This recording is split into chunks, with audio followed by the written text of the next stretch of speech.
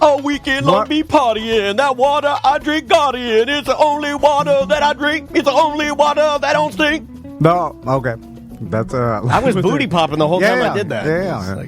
It's Guardian Water Services. We both have RO systems. There's an RO system in our studio.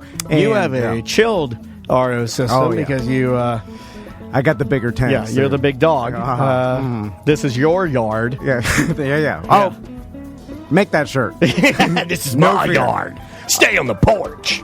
Also, they do full conditioning systems that condition the water going into your house. So you don't have to worry about the calcium buildup. All your appliances last longer. You don't have to repipe your house. Yeah, like too long didn't read. It just saves everything in your home. Yeah, 100%. And you could save money on soaps and stuff in your dishwasher. Like, dude, there's so many things. Just have Guardian Water come out to your house, test your water, see what you're drinking, and see how much the full conditioning system costs. They got those super nice Westinghouse systems. Oh, yeah, and they've been working with Westinghouse, a name that you've known for umpteen centuries. So, hey, check this out. I absolutely love my RO system, but you upgraded to, now they can run a line into my refrigerator. Yes, yeah, and that's the new. Okay, that's what I want. Yep.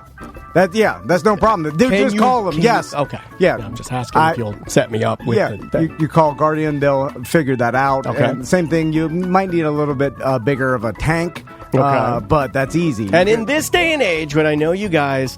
You know, the internet's kind of king, right? You can get things all over the place, but the one thing you can't get is service and good people. You can't get that on the internet.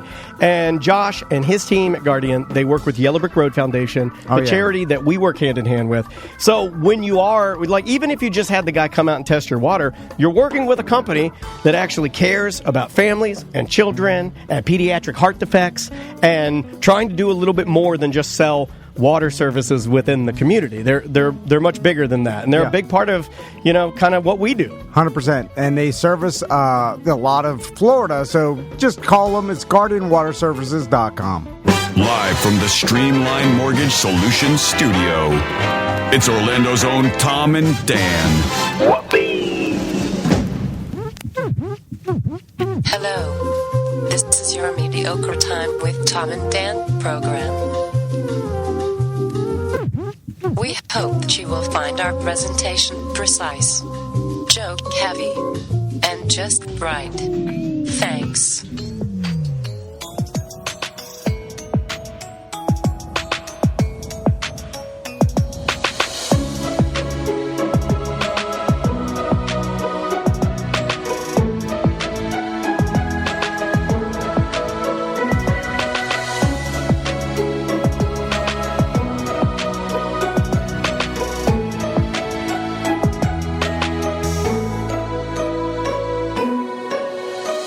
Welcome to the Friday free show of A Mediocre Time.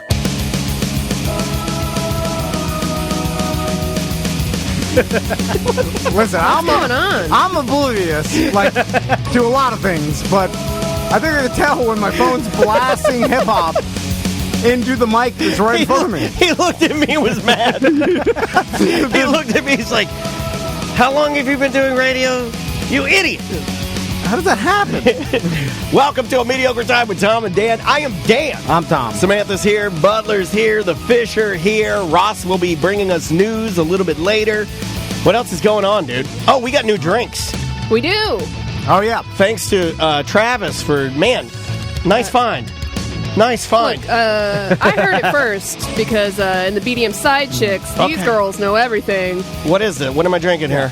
We got the White Claw iced teas. Yeah, we got them White Claws iced teas. I got some iced tea lemon. Yeah. I got the raspberry over here. I've got lemon, too. And it's really good, man. Got that peach. I am a sucker for Dude, that's good. I was going to say, and they wouldn't want me to say this. I was going to say I'm a sucker for those, the teas. They're the twisted teas. Yeah. But they're not called that. Damn it. This is really good. Yeah, they're good. These are really good. So if you're a White Claw fan like I am, and I love the 70s, I'd pretty much switched to the 70s because I am on a bit of a health kick. Yeah. And I'm trying to ease away from alcohol. But it's going to be a little harder than I thought now that I have found the lovely White Claw Iced Tea This Lemon. is, They're this good. is trouble. Yeah. Over ice by your pool. Summertime, That's yes. bad. It's spring. That's bad. Yeah. That's bad. So also TomandDanLandCruise.com. There's probably 16, 15 pods Probably left. less, maybe yeah. Less than less. that, man. Yeah. Boxes. Thank you to JustCallMo.com, the DeWitt Law Firm. Yes, we love us some Mo. ABC Fine Wine and Spirits and Sports Subaru. There it is. There it is. So get your tickets because it will sell out. I'm trying to think of any other. Merch. Oh. Merch. I hate that guy. Is he still working here? Also, I'll plug Pints and Paws. We just had Eric by here, and he picked up some Tom and Dan dog leashes that we did with Villain that he's going to have for sale out. Couldn't have had those when I had a dog. I'm sorry. We waited. We didn't. I said just wait for it. And, Wait. You knew it was coming. Is he gone? All right. Yeah. Put him in production. Yeah, and so that's going to be out at Pints and Paul's, and it all goes to Pints and Paul's. Paul's been doing that for years, and it goes to benefits really cool and good dog charities. We give you no specifics here. And that's Yeah. at March 27th. We say things. Oh, yeah, we'll March be like 27th. they do a lot of good. We do that a lot. Yeah. In fact, it's the Is it theme of, disrespectful to not know? Like just know the. I don't want to know because what if it's bad? Well, then we. I think what you're doing though is actually the correct way to play it. I'm paying you a compliment. Okay. I don't think the correct way to do it would be to research all the good that they actually do and dial it down, because when you dial everything down, you can always find fault. I think it's better to just assume. So. Yeah, you're right. Have you guys noticed that I'm weird today? I notice that every day. I noticed that your hair looked really good Yeah. today and You wet. were struggling with the commercials earlier. Yeah, I'll tell you why. You were having a Tell little me why. bit of a struggle, and then So, okay, a little yeah, weird. yeah, We also have been pranking you this morning. Yeah. So Yeah, you've been praying, but that's not why I'm that's weird. on TikTok, by the way. If you Yeah, guys we wanna were check really this mean out. to you today. I can't hide anymore. Oh no, what's happening? Oh my God! Yeah, Coming out? transitioning. I knew it. Yes, fucking knew it, dude. I knew when I saw that I Survive video. Hey, What is that? once you go full transition, I want to be the second to eat it because your wife obviously first, right, But I dibs. would like to be second, So I'm driving, or at least let me flick the outside of your jeans. I'm driving to work today. I said- I've fallen into my old man routine where every morning I get my pills out. Oh yes. And then What pills are you on? Well, I'm on my Adderall, for sure. and the second pill I'm on is a Limitless. anti. Yes. Do you take that? Or, what's that? I think company? that's Adderall. What the dick Boners pill? from Adderall? I need that because my boners, they get rock hard for like all of about a second and second no. 7. 1 second, 7 milliseconds. It's yeah.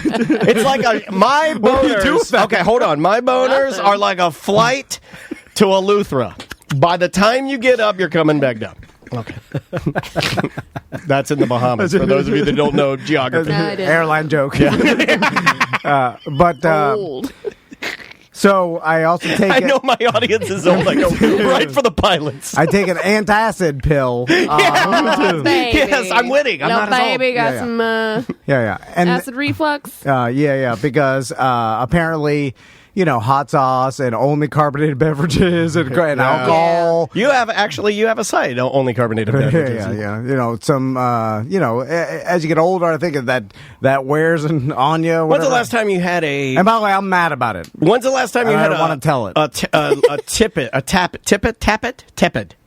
That's the word. When's the last time you had a tepid glass of just standard water? Oh, no. When's the last time you held a glass of water that had no ice? I just want a nice clear glass of Guardian water. I do that with ice, with Guardian Water Ice. Okay. But right before I go to bed, because One glass right before you go to bed. That'll fix it. That's his health care. That'll fix the 8 White Claws and no, THC no, pills. not that many. It puts White out the Claws. candles in there. Somehow it makes it worse. I'm like, oh, it's bubbling through. The water just It'll fight through it, yeah. It's like gasoline on top of the water. You're like No. laying there in bed. You're like, did I leave my potpourri pot on? Anyways, I was mad about it because I was like, God, my throat hurt. Like, I think I have. Don't do that. Don't be doing my throat. I know you guys are going to do that right before our vacation. Monday night, I expect to get a phone call that you're going to get a rapid test. I know it. Oh, yeah, well, speaking of that, like, I went through a lot of days throughout the quarantine waking up and being like, oh, Corona. It's coming because today. and my throat would hurt, and it was that goddamn acid reflux. So I go to my real man doctor, and I mentioned it to him. I didn't even want any medication. I just said, hey, sometimes I wake up, I got a sore throat, and I think it's, acid reflux. He's like, all right, I'll write you this thing. And I was like, no! And because I don't want to Did be you on just call it acid reflux? 'Cause I think you did. I think you did. reflux. Anyway, so he gave me the prescription, and now I take that every morning for my acid reflux. Okay. And I'm mad What about kind is it? Do you know I what don't pill even- it is? I have no idea. Is it Dexalent, Nexium? I know them all. I've been on them. Omeprazole? Purple one? It's just brown. It's brown. Wow. It's brown Never pill. take the Don't brown. eat that one. Gross. And then also, so I put the Adderall in my pocket and the brown pill. Don't put them in your pocket. But Don't put them in your pocket because, if you're like me, my pockets get uncontrollably moist. well, I take it. I'll explain to you what I do. And sometimes pills will then leach into my pockets. So then I have to take my pants off in the studio bathroom, unfold my pocket, suck the medicine off my pocket. I've done this. I don't show you guys, but it's my crazy. No, it's my crazy pills, and I want to be polite to you guys. So I'll take my shorts off, and that's why I'm in there a long time. I'll unravel it, pull the chubby's pocket out, suck what's left of the dust or whatever liquid's on there, and then I go back to work. So you suck your crazy pills. I suck my short pockets. Are they working? You tell me. I feel pretty good right now. Could be the White Claw though. I don't know. Anyway, so the brown boy, and then on Fridays, I treat myself with I put a what I call the green pill, a True Leaf 10 milligram sativa. Oh. In my pocket for later. Oh yeah. So Yeah. so after the show, I can, Second segment. Come on. Be honest. No. Before I drive, it's time release. It takes an hour. So that way, when you pull in the driveway, you have to time it. You have to time it coasting down the street. You're pulling into your driveway. Yeah, I do that. Yeah. So anyway, this morning, and I have to take my antacid pill and my Adderall pill with my smoothie because I have to need something in my stomach. You do. Old man of a truck. I'm drinking my smoothie, and then so I right when I turn past the YMCA is usually about the time I take them. Right. So I reach in my pocket, but someone comes out to work. You also claim you have no routine, but this sounds like a... Oh, yeah, this is an old man routine. Sounds like a routine to Listen, the routine's the only thing that fights the orb. Like without routine, I'm in total orb craziness. I can't even function. I feel you. Anyway, I take the Adderall and my antacid pill, and I put it in my mouth. I didn't even look down. Take the smoothie, whatever. And then I got here and I'm getting out of my truck, and I'm like, oh, did I bring my True Leaf 10 milligram? It's the brown one. So you're high as a kite right now. Yes, apparently. That's why you couldn't do the commercial. That's I started panicking about it. Keep it on. I started panicking about because I was like, You're "This fine." No, but I was like, "This is no way for a fucking boss." I'm like, come to work on drugs. No, but that's what I tell myself. I'm like this is you're not professional. Like, what are you? You can't. Well, that's true. Oh, the chat room is cheering. They've never championed you more. They're so happy. And then I'm like, yeah. And then it started creeping up on me. When did it creep up on you the most? It was in the office, and then I was like, whatever, 10 milligrams, like that's usually, but I'm not used to it in the morning or whatever. Like you're going to get in your own head, and you're going to screw it all up. Yes, and then so I was sitting there, and then I was... No wonder I had to tell you 20 times to pay KC. Yeah, well, that's normal. That's how I knew I was. By the way, we still haven't done it. God damn it. We will. So anyway, it started creeping up on me bad, and then it was the height of it was when we were recording commercials, because that's when the anxiety kicked in, and then I was like, oh, I have to remember to do things. Oh my and God! do it So right. we documented that actually. Oh, it's good. Wait till you guys hear these commercials. Oh yeah, so stick around for the commercials. No one's ever said that, by the way. That's true. Shows But they don't can't- say yeah. that, but yeah, this one will be Anyway, that. so I apologize to everybody. Why do you feel okay? Are you doing Are you high this? right now? It's Hold on, he does this less than before. Are you doing this because you feel in some weird way guilty and that you feel like you owe us an apology? Because I think Yes. that's insane. You Yeah. could have You're never fine. told us, and I would have. No, but then I was like, well, I don't want them to This think is I'm what he crazy. does with his Well, we wife. do think you're She won't be mad about something, but he'll think she's mad So about he it. tells on himself. And then he goes in the snitching on bathroom yourself. and fucking whipping his back. Cat of nine tails, ripping his soul apart. Did you have a panic attack when we locked you in the bathroom? So what's funny about that? I was high and that happened to apparently, me. I gave this guy a panic attack the other day. I went into the I bathroom. don't even want to bully you anymore today because you're high. I know. I took a Well, long he's having more fun than us. Mountain Dew pee, and then I had to get my eye drops, and I was like, God, my eyes are so dry. And then I'm like, Yeah. They're more dry than normal, and I almost feel high. and then and then when I turned off the lights and I tried to get out of the bathroom door, and then I couldn't, I was like, oh my God, it's happening. Bloody Mary, Bloody Mary, Bloody Mary. Like I was somehow I've gotten so high, my muscles have stopped working. And I Yes. can't get the door open. I do that one at night. I go up to Honestly, and I'm like, that's I can't what- walk. I would have been fine, but that spiked my anxiety. And then I'm sorry. I couldn't. Yeah, our fault. No. He's trying to get some TikTok But content. it's false. It's false anxiety. It's high anxiety. Anyway. Still anxiety. Yeah.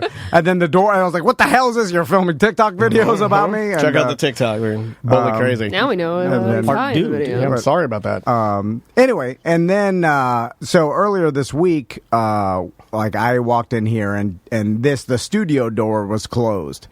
So Oh, that's trouble. We know. well, it's funny it that used to be trouble. but the studio door is closed, and Conditioned. I was like, it can mean one of lots of things, good and Really bad. Yeah. like the worst. Really bad. And so I was just like, I'll hear something. And then I walked and got on my computer, and then I heard you recording, so Yeah. I knew that's why. Yeah. But what's funny about that is then Butler walks in, and Butler freaks out because the door's closed, and he's like, everything okay? And then You should have been like, oh. Oh, man. Follow me in here real quick. We got to talk. You Shut the should door have been like, behind you. I don't know yet. I guess we'll find out. So You should have really. what did you think, Travis?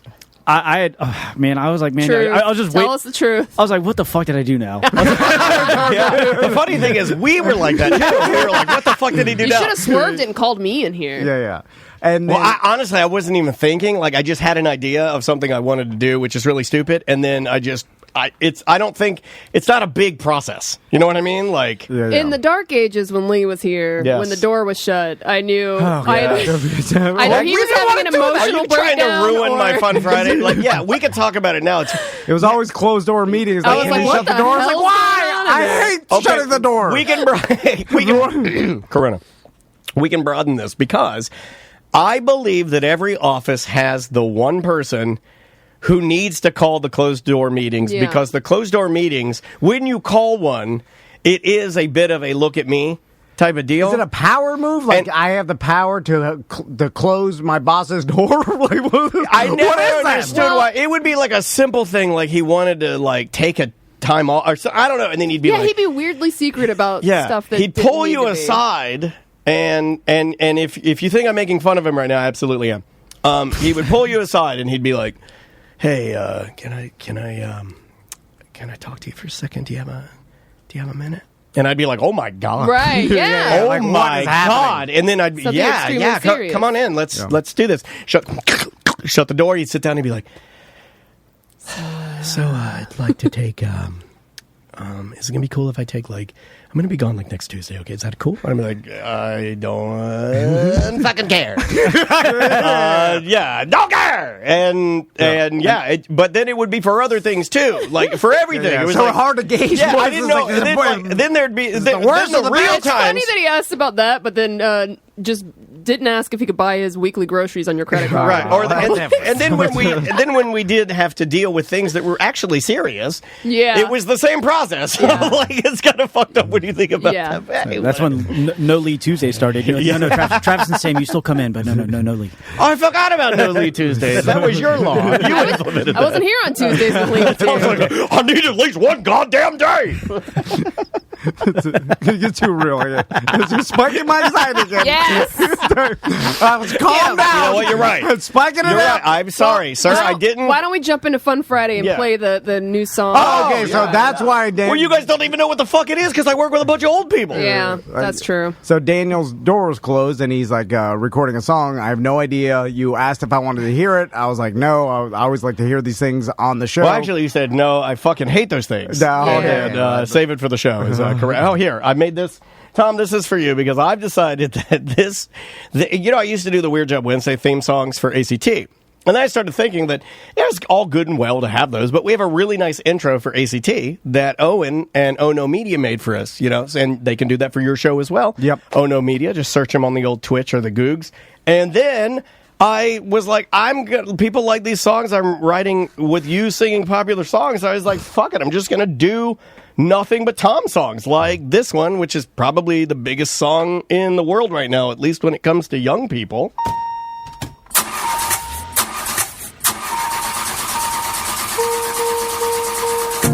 I got my driver's license suspended, just like we always joke about, 'cause I was on the phone with Tony and I missed my normal route. But today I got pulled over in Baldwin, just trying to turn my truck around. Dan's already at the office. He hides there from his family. I'm running late for this meeting and no idea who it is going to be. Yet today I got pulled over in Baldwin while I was caught at by the crow. And I know this is a school zone, but why do I have to slow down for no one? I just can't imagine how folks live when all their luggages go. Guess you didn't know when you stopped me that I'm special needs. 'Cause I got a ticket, the studio is right down the street. That's it. No, it is a cold ending. All right. It is a cold ending. When it ends, ends with a tiny fart. Hold on, I'll go back. Here's the end. 'Cause I got a ticket, the studio is right down the street. That's it. That's the way it is. Man. That's the way it is. I feel like this audio is now representing how your brain works, where you're just like, I'm done! Yeah. And then He's never over want to it. look at it Yeah, again. he's I over get the it. fuck out. Yeah, I'm like, I'm over that. This was mentioned in the chat, and I forgot about Goddamn. this too because old Grifton Jess, her son is going out to Colorado next week too for spring break. Oh, maybe we can hang out and go get a beer. There is a giant snowstorm coming, What? so you might want to check your flights and whatnot. I think it's happening now, and I've been looking at the weather, but yeah, it's all crazy. Apparently, it's like That sweet thunderstorms. pow-pow. It's all over the place. You don't Great. even know. That's- but- oh, yeah. Thanks, Sam. Exactly what I needed. Now I hit your anxiety. Yeah, exactly what I needed for Now my you Fun both Friday. have anxiety. Host a show. Can somebody just go lock me in the fucking bathroom? no, you're good. It's It's fine. It'll be gone by Tuesday. Yeah. We're good. Just likely. Yeah. Oh. God damn. What? Are you high too? I need to get high. This No, is I'm kind fun. of mad that we didn't. Yeah, I'm kind get of mad that we high. didn't get the memo that it was High Friday. Well, I did. Oh, well, he didn't know he made a mistake. He fucked up. I thought I could control it too, and it's Never because the more I was like, you could. Because once you start thinking about it, you lose control. I was like, Yeah. don't be a baby. It's such a small. Like this normally doesn't get you high. I've been doing like 10 milligrams or something. Like it's Yeah, like just it'd be fun. ease you in. And then I was like, you can control it. You control it. Full frog. I can't get high anymore, really. Oh, no. Like now, when I get high, it's like I get stoned for like I don't know, maybe 10 minutes, and then I kind of float into like how I want to feel all the time, and I'm like, well, I would like to get a little No, more like, than out that. of control, and I'm like, there it is, and then I'm like, oh. Yeah, I kind of feel like me getting high is like an old Coleman Air mattress. It's like I get taut and tight. And then it just throughout the night, deflates and my butt's on the ground. When I get high now, your butt's always on the ground. I want to call fucking 911 when I get high now. It's fucking Oh, it's too really? much. I'm like way high. That'll go away though. Yeah, that's not fun. That's not fun. So there's some TikTok videos that we made this week, and one of them was me putting deodorant on my feet. Because you're disgusting. Whoa. Didn't you see on the I think it was Wikipedia or wherever you look, deodorant can It's be a used thing, for your yeah. feet? It can. So Samantha walked in here and she's like, it stinks. It stinks in here. And then this is very embarrassing because then everybody then was like, oh, I think, and then Butler lights his bamboo candle. Yeah. And he's like, that is going to That thing's eventually lasted forever. It's going to Tom's eventually feet burn the stink. studio down. Yeah, probably Yeah, will. oh yeah. I'll forget about it and it'll be gone. Now, we found out later it was because our fish tank was breaking down and it just went total failure and the full mung smell. Yeah. Who knew if you don't feed your fish that they will die, become a jelly-like substance, and clog the pump? That's weird. Don't say that. People are mad about it. No, we didn't kill any fish, by the way. Nobody died. I talked to Sean. The whole pump just malfunctioned. It happens or whatever. And then, of course, Top Shelf Aquatics came by. Why do you feel the need to justify it by saying it happens? Well, it's not their fault. It just. I didn't think it was their. Nobody thought it was their fault. What are you, crazy? Yeah, Everybody no, thought it was our fault. He's high. Everybody thought it was our fault. Nobody thought it was. Freak it out. He's freaking out, man. No one in the history of time has ever thought it was Top Shelf Aquatics' fault. Everybody thought it was our fault. And it was. And you're like, the pump failed, that just happens?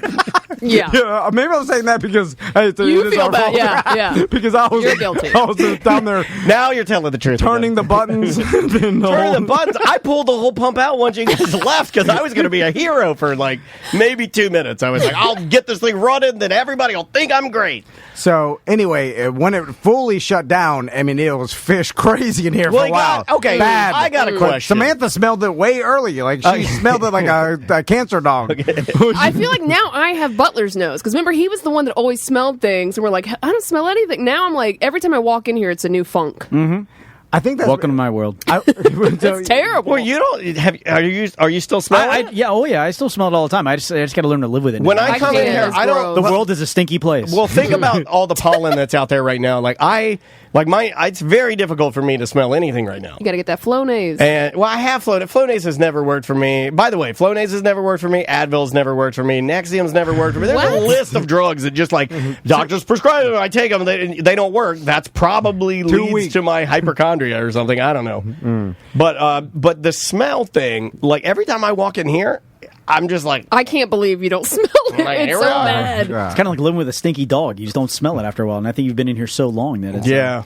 So anyway, that led to you guys blaming me for the smell. No, and, you volunteered and said it was probably your stinky flip-flop.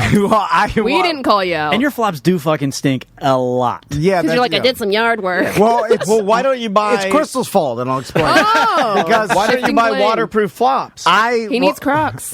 You need Crocs. You're no longer a flopman. You're a Crocman. all my flip-flops that I have, they're basically, they end up at the entryway of all my house. So I got some in the back, some by the garage, Okay. in the front door, because Crystal yells at me so much about flopping mud and clomping mud around, yeah. which I do. You remember? You do I it in here, yeah. And then so she... You haven't done it in here for a very long time, though, Well, thankfully. Because from crowing so often now, I'm just trained to She leave. did it. Crow. But You here's gotta give her love when she does something great, right? It's not fair to just gang up on her all the time. But the problem is now my flops are, I forget which ones are the work Well, ones. wait a minute, that's not her fault. And I contend if she's saving this studio, what makes money for your family from having mud in here, and then you have the audacity to blame flop placement on just because she doesn't want it in her house? It's victim blaming. I don't think so. I'm- It feels like it to me, Sam. I'm only blaming her for the stink because then they get wet and then I forget. I'm like, which ones are like the work Why don't you ones? take them off and bring them in your hand inside? No, hold on a second. If the man's question is, he asked his wife, remind me which ones are or aren't the stinky ones. If she's not giving you the accurate information, then I side with you. Wait, hold on. 'Cause I He's a lean on grown-ass man. Andrea. It's his shoes. Excuse me, ma'am. I did not let you talk yet. I told my, I lean. This is ridiculous. I lean on Andrea to remind me of all stuff because who's got the worst memory on the show? Yeah. Me. They signed up And to I remember take care of that. us. Oh. That's a vow. And I forgot what I did. I left my wallet in my truck again. I'm Sam like, doesn't have this problem God. because you don't wear open-toed shoes. I bet you got Yeah. healthy feet. Sure. No, because like you keep them nice. Like Yeah, I don't get them all dinged up. Yeah, our feet are always exposed to the elements. You know, you are second place with shoes. I bet. Oh, yeah, I got caveman feet, though. yeah, they're Neanderthal. hairy and they're hairy, bony. yeah. Hobbit, very Hobbit-like. Yeah. It's Yeah. gross. Butler's. Have you ever looked I at have Butler's looked feet? at 'em. They're all They're like bat. What do you feet. mean? They're all bony, like it's a skeleton. It's a brown skeleton foot with hair on it. Brown? Yeah, It's brown. Yeah, it looks like It's wolf- browner yeah. than anything It's else. like, brown feet? It's like he's got Wolfman has AIDS feet. That's what it is. And they're bony and the high arch on the top, so it's like a dragon's back. All his You know what? bones I like every you toe. higher. The way that you're it's very vivid. The paintings you're. It's It's disgusting. like a dragon's back. It's perfect. That's exactly what it looks like. My God. Anyway, it's gross. Anyway, we're speaking of feet. We're gonna in like 2 weeks. We're having our Tom and Dan Miss Tom and Dan foot competition Oh, God. with the Tom and Dan Dance Squad. We'll be talking about some feet. Anyway, Oh. remember the Gnarly, hell are you gnarly talking feet. about? anyway, What? I'll tell you later. Oh, you'll find out. What the fuck is going on? I don't know what just happened. So your sandals stink. You were in the office. You assumed they were your sandals. Yes. I just went along with it because if you assumed, I couldn't that's smell it. probably I just correct. went with Butler because he's supposed to have the best nose. So then I have some emergency deodorant in my my business In drawer. your weed drawer. It used to be the kratom drawer. Now it's a Always Oh. the weed and deodorant drawer. And So there's stamps in there too if you need them. But he always has Butler for one anyway. Yeah. Well, those are his weed stamps. Alright, so He doesn't want his stamps to smell like weed. I took the deodorant out and I put it on my feet, and you guys were freaking out. It's And gross. Well, it's really gross. You got gross feet. Well, because know. in 44 years of living on this planet, I've never met a human being either. that takes a blue gel stick of deodorant and It rubs works. it on his feet like it's a norm. I didn't ask does if it? it works. There's a lot of things that work. What's grosser, if I did that because I had BO or because I had stinky feet? Stinky feet. It is? Yeah. Oh, yeah. Oh, BO it stinks worse. It than- does stink worse, but like the feet thing, I feel like it's easier for you to hit me with your feet. Also, your feet are always dirty as hell.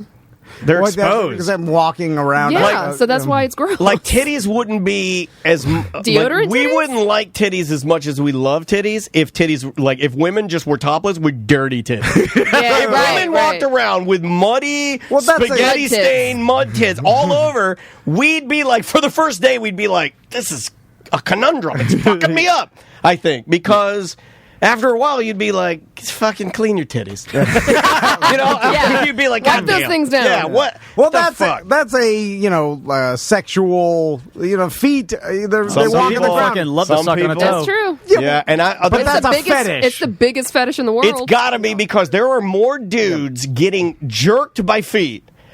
Like, that's the number one weird thing, I think. Because it's still weird, but it's number one is jerked off by feet. Yeah. Why do they like that I've so never much? been done that. My wife got big ass feet. Jesus. My wife's say feet that. are so fucking big. She could I'm afraid she could injure my cock because they're so Is large. her foot bigger than your Yeah, dick? like you wouldn't ask No. Shaquille O'Neal to hand me those tiny slides for my microscope. You wouldn't ask him to do that. He's too big. Why do you want the feet hand I job? do not want it. Are you? No, I'm is saying, that what you why think? do guys want that? I think because I it's don't know. considered. We it all need to just- know somebody that has a says foot this. fetish. Seth says this all the time. He says it's because it's deemed sort of naughty. But it's less intimate than your hand, right? You can't get a you good can't grab grab on it. it. Articulate, yeah, Like, I don't absolutely. like eating things with, like, utensils that don't work correctly. Like, I'm not going to Yeah. eat a banana with a spatula. Like if you needed to push something over, that like remember that mushroom? I was high then. I thought it was a Oh, it mushroom. was the and dog's- we were camping. Yeah. Okay, that screw, the metal screw you use for a dog's leash, where you Yes, can screw yes. it into the ground. Yeah, yeah. Tom got so high with me listening to Sublime that he thought that was a mushroom, and he started karate kicking it. Well, when we were boat. What? I walked over to it. I was like, what is that? Is that a giant mushroom? And then I was like... He was like, cha, cha, I was cha, poking cha, it cha. with my toe, because that's what you do if you want to get your distance. You don't put your hand next Finger, to... tongue, dick, not toe. That's... Well, yeah, I guess you're right. But still... Off-brand. It is very off-brand. I'm just saying it seems less intimate to use your feet for that. So why do you like it so much? If it's like, hey, I'll do it with my feet. Okay, Samantha, let me ask you this. Foot smell is largely diet. We have coming out of the Twitch chat room. Twitch.tv/Tom and Dan Live. If you want to watch this show live, chat and comment. We also have somebody else chiming in. Bofa says he got a foot job one time. So, Samantha, if someone was going to give you, let's say, you never do this, but like $10 million and for a hand job or a foot job, and they gave you your choice. Oh, foot job. Yeah. I feel like because that's further away. Yeah. You know, like Okay, hold on. Is it foot job where you're just wearing your jeans, or is it bottomless foot job where I can stare at your feet and then behind my cock and feet is your puss? Because I feel like that plays. Yeah. Now I'm getting it. Yeah, see, What? I think out of the box. I'm light years ahead of you guys, man. I have laser sense. What's grosser, come on your hands or come in between your toes? No, wash it off. It doesn't matter. Yeah, your feet, you step in dog poo-poo. Like, I mean, I don't. You step in dog poo-poo. Yeah, God. How often are you doing it? My God. Every morning. I was saying your feet are made to be walking around in filth and stuff. These Like, feet were made for walking. you would rather touch something gross with your feet. If someone said, Yeah, I agree. here's I agree. What's the gross? I go, if there's a But bucket why do of, I react worse when it's on my feet? Okay, follow me. If I get if I'm eating nachos, right, and I eat a nacho and a little bit of nacho cheese gets on my fingers or my lips, no big deal. But if I'm eating nachos, Well, that's and a deliciousness. blob of nacho cheese gets on my feet, for some reason, I am instantly freaked out and repulsed because I now have, as Butler said, Sticky feet. nacho cheese between my toes. So he might be onto something because it's not an appendage that is used for the same thing. I'm used to my fingers getting dirty. I am not used to my toes getting dirty. Yeah, but if I'm giving a hand job versus a foot job and I have to do it to completion, I'd rather do the feet because if it gets on my hands, I mean later I'm going to be using those hands to eat, and now I have some random dudes come on my hands. But you like have the more remnants. No, but I don't you want have it. more precision with your hands. So Yeah, it's but that- easier but to that's get not- out of there but I don't faster. give a fuck. What if who's what trying if to- you're I'm there getting for $10 million. 4 hours? You're there for 4 hours doing a dolphin. Did I get a good workout for $10 million? No, I'd rather be. I'm just like, look, I'm doing a really good amount. And I'm like a shake weight. oh, the fast, okay, Yeah. I want to be. I don't want to be there for 4 hours because eventually I'm going to get No, tired. there's got to be a time stamp on and then that. eventually I'm going to be like, you're looking past your own cock and looking at my cock now, aren't you? I can see you doing it in the background. And Concrete Toad's right. You do have to baby oil the feet to get the good foot job. I've seen it. No, you would need grip. Well, you No. could use anything, lube or whatever, right? Yeah, that's fine. Yeah, In the videos, it's usually dry. Yeah, I guess do a because- lap around some hot asphalt first. I've seen and the then come oil at me. foot job. I mean, you got less Too dexterity. dry with the feet. It's just too hard. I'm not that flexible either. It's just like, it's hard. Like 4 strokes, I'm like, God damn, my abs are killing me. right. If It's you want to so go, hard. Have you tried it? It's like doing a. Yeah. It's like doing a. Yeah, you're right. You know, you're like, you're right. I can. Maybe I should start doing that for workout. you'd be fucking ripped, and your husband would be the happiest man. I don't know. I don't think he's into feet. You're right. Imagine taking a shake weight and trying to do it with your feet. Yeah. Like you can only do it for. It'd be so hard. I mean, 60 seconds at the most. I mean, then you literally your abs would be burning. The shake weight with your hand, you can for a while. There's a lot of things I don't fully I'm with understand. Daniel. I don't understand that one. I don't understand when the girl's getting a massage, the guy just spreads her ass cheeks, just sticks his finger in her pussy. I'm like, I just think that's like, I think you got to work up to that. You know, that's the. I know. the whole thing. I know. Well, anyway, I feel really bad now. So How was that high? That was fine. It was good. It was good. You want to do some voicemails? Let me ask this before we whatever get off you the want. foot deodorant. Will you now only use that on your feet, or are you going to use that back on your armpits again? That's a great question. I Where are you on that? I don't. It doesn't matter to me. I'll use it for my You're armpits. disgusting. That doesn't bother me. But it mainly my feet. Because they have that. I don't get BO that often unless I don't know because I won't notice. I worry about that. Something stinks in here. It's Tom. Listen, I worry about that because I notice very little, and you guys probably wouldn't tell me. Not like my wife; like she'll tell me. Butler would definitely tell you. Yeah, you're right. He's a chopper. That's right. Yeah, he'll tell me. You'll tell me if my breath stinks or. It's okay. Yeah. Yeah. You can count on Butler. I feel like he would do that. All right. Unless I sit have right the door next to him. closed. No. Then he's Yeah. freaking out a little bit. Now that I know the door closed thing, I'm going to be Closing them all the playing a time. few Just more- leave it all. Yeah. We're yeah. closed, baby. Yeah. Let's try this one from Zach from Ohio. Hey gang, it's Zach from Ohio. Andrea won't let me climb the roof because I'm drunk. What kind of fucked up rules do your wives impose on you? What? That's Well, a good rule. that is a good rule. I'm with Andrea on that one. You and I get a lot of rules when we're drunk with our wives. They tell us what we can and can't do. Well, We haven't been drunk together like during the day in a long time. Yeah. It's been especially with COVID. We've had no gatherings.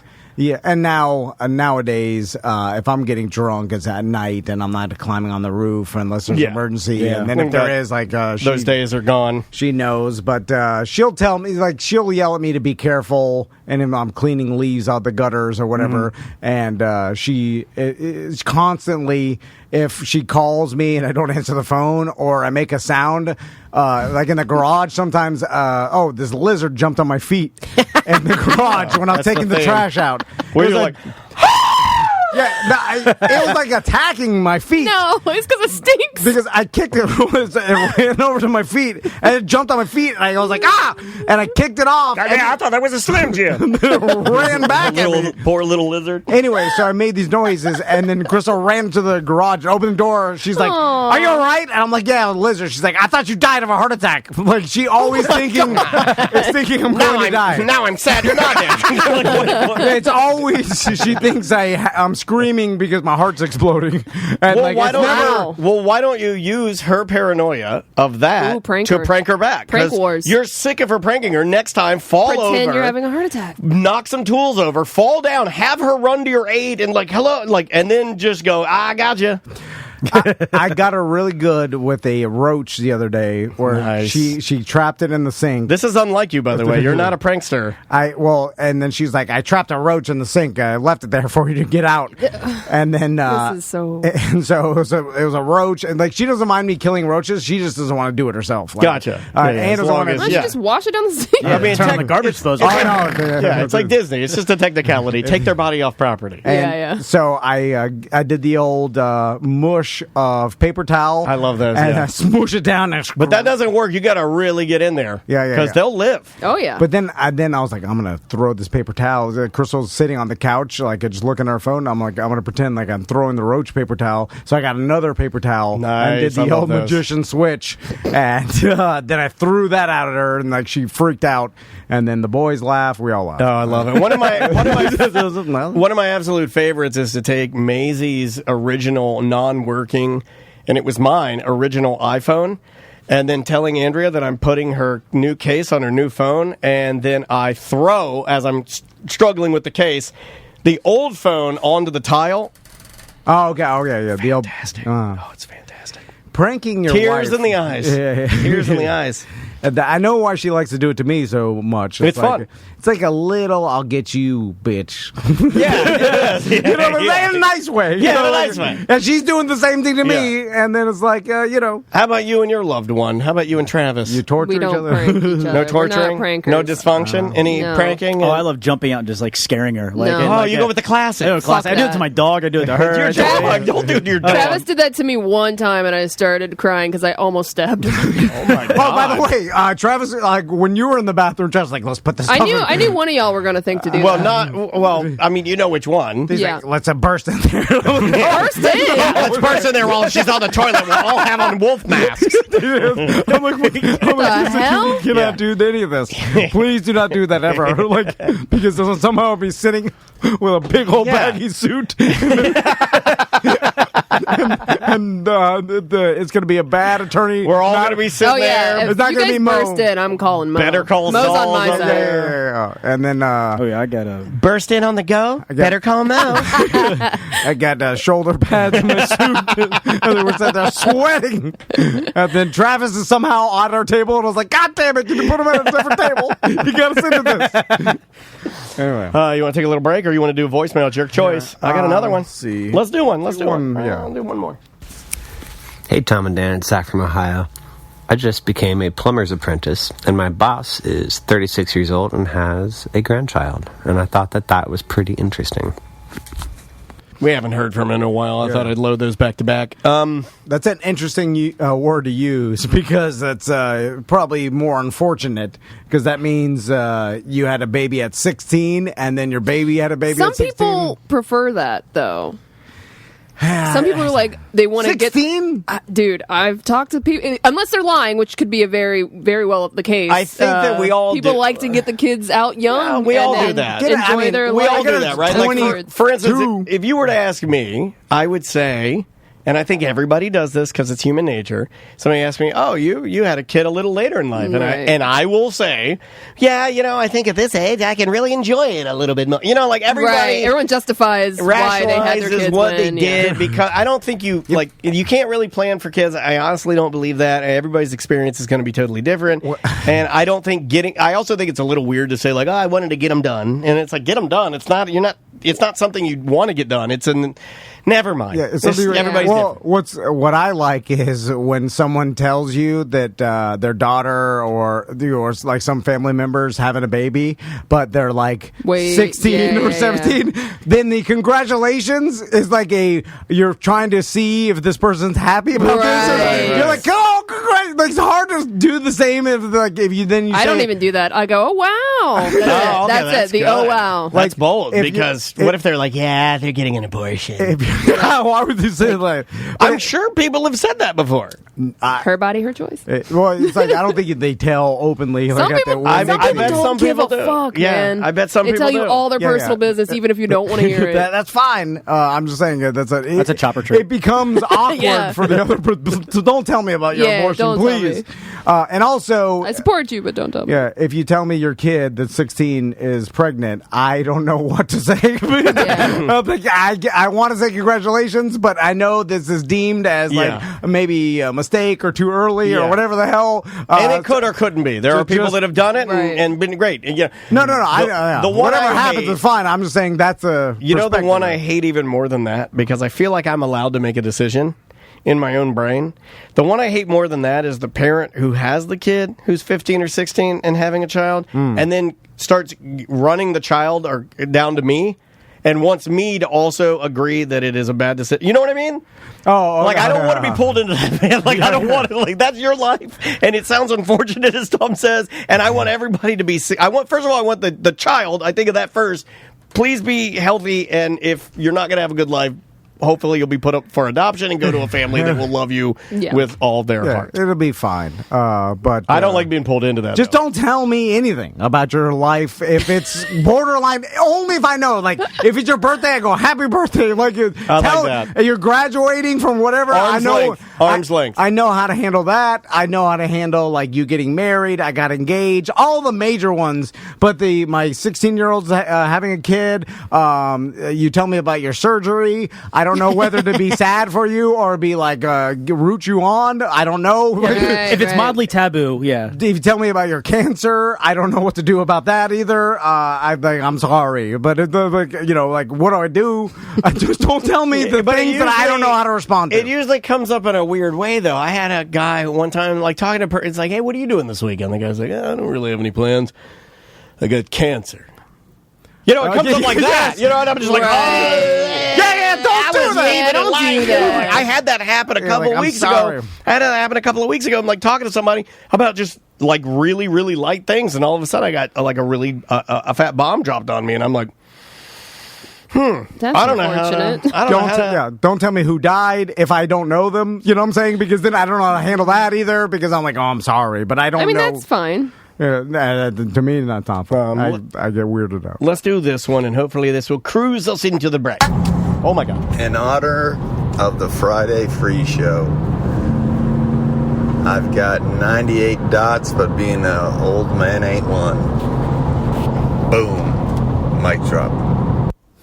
What is that? I didn't understand it. The best mic drops are the ones that people don't understand. The hell? It's best when you say something super confusing that must be a joke that made sense in your head that we have no idea about, and then yell mic drop.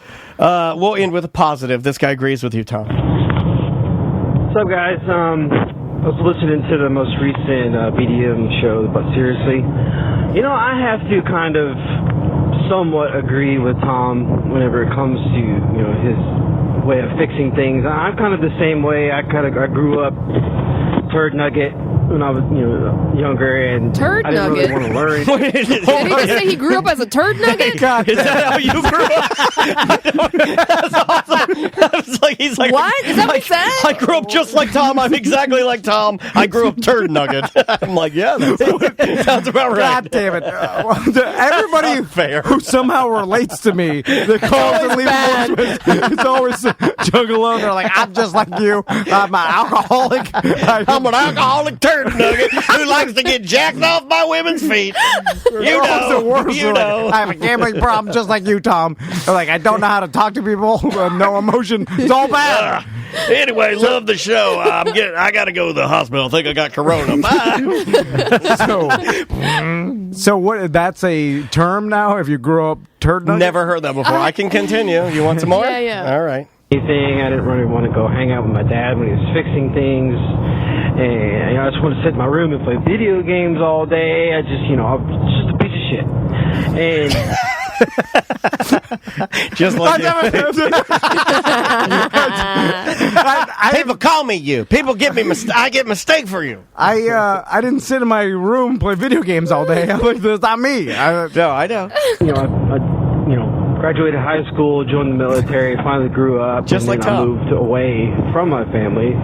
So now that I'm a grown-ass man and I actually want to learn things and try to fix things on my own, I have no one to show me. And I'm also a cheap ass, so I want to try to fix things myself, and then I end up, pulling a Tom Van and screwing it up when I'm in way over my head. Then are these the people you want to relate yourself? Is this what you want, man? Because it's not too late for you to change. This guy lost cause, but you could change. I've got herpes. My dick don't work. Just like Tom. I'm disgusting. Yeah. I don't wipe my ass. Why is he saying these things? I don't know. I have to call someone. I'm the same way. I feel like I'm just trying to more or less get approval, or I see what Tom's going through. It's just what? I just want someone to be proud of me. Oh my God! Hold on, Turd Nugget. Turn.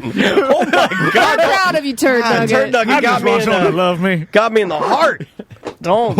Why did it get sad? I don't know. I just want someone to be proud of me. Tom, you understand. I didn't really have that growing up because my real dad wasn't really in my life, and my stepdad was an asshole, and like I said, I didn't really want anything to do with him. So now I'm just looking for approval of somebody. This isn't like a sob call, to get you guys to feel sorry for me. I kind of agree with Tom.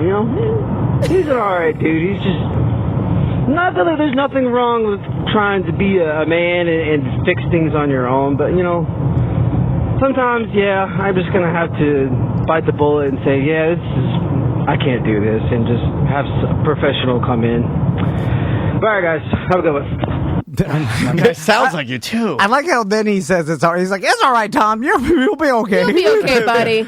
This little turd nugget. I just had to call Tom and Dan and talk it out. This is all good. Smooth sailing. This is the equivalent of that homeless man that I was taking to the bus stop downtown, and he got in the car. My bear suit is scrunched up in the passenger side of my truck, and then he puts his feet on there. He's like, "What the hell is this?" I'm like, "It's the thing I wear." He's like, "You have to wear this for your job?" He's like, "That sucks." I'm like, thanks, homeless man. That I'm giving a ride to the bus stop. That's the equivalent of that. Indeed. Let's take a little bit of a break here. You might have to plug something and cover for me while I correct something, my friend.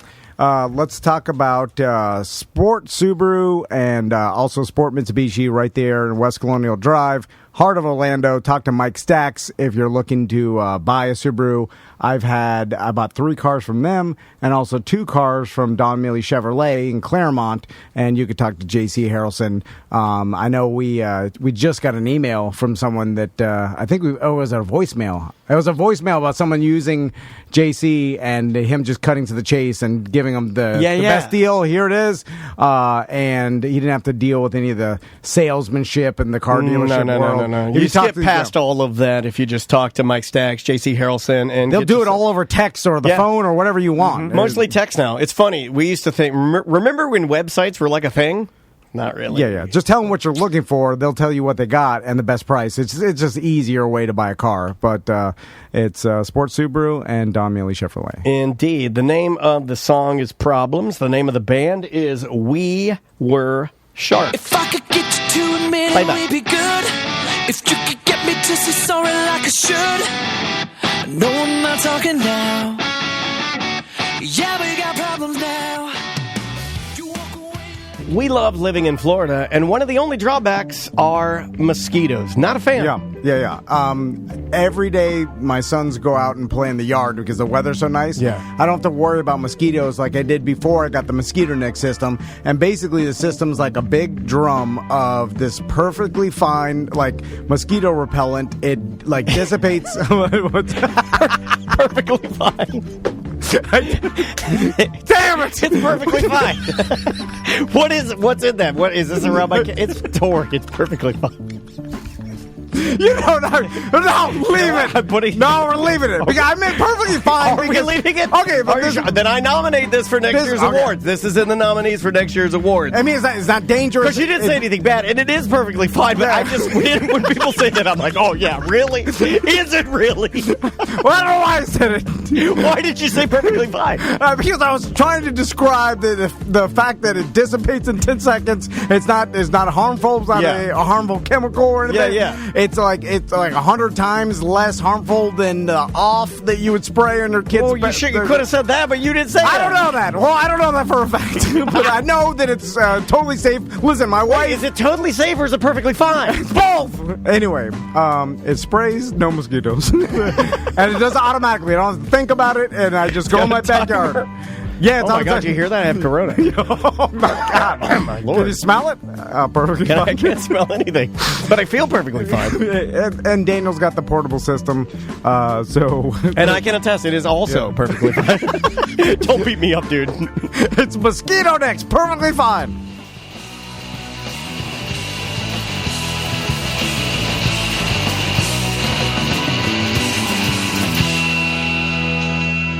Welcome back to a Mediocre Time with Tom and Dan. I am Dan. I'm Tom. Samantha's here, Butler's here, and on the line with us via the Zoom. Let's see if I can do this correctly. I'm going to go to this button. Ross's Piece of Shit News.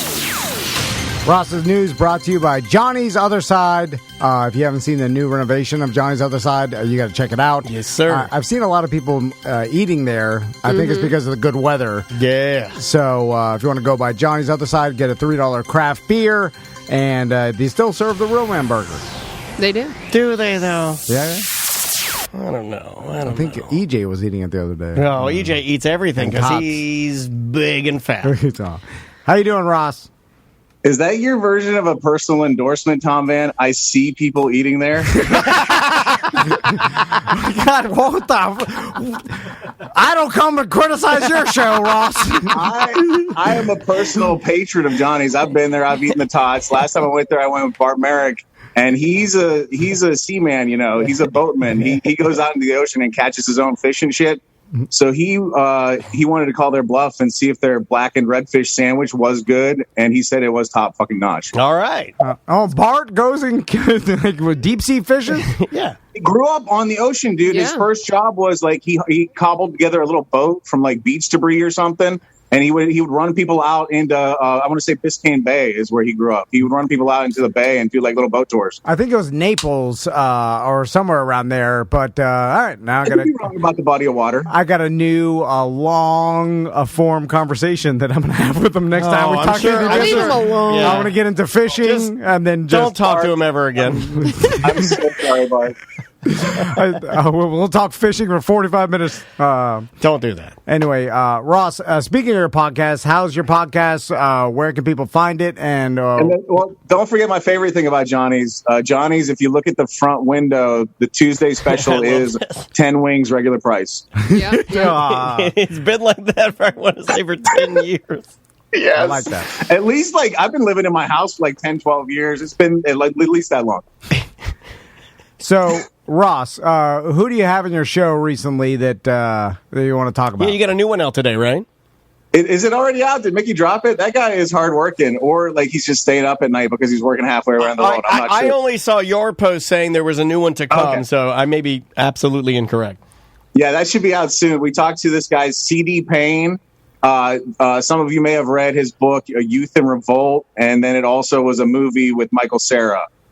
That's really cool. It's awesome that you were able to land something like that. Very good, man. And that will be up momentarily. Just look for it. Yeah, it's not just as soon as Mickey gets some time. Yeah, the easiest way to do that, just go find the Orlando Talk Show with Ross McCoy, like and subscribe it, and then when it is released, you'll just get an alert. It'll slide right into your phone.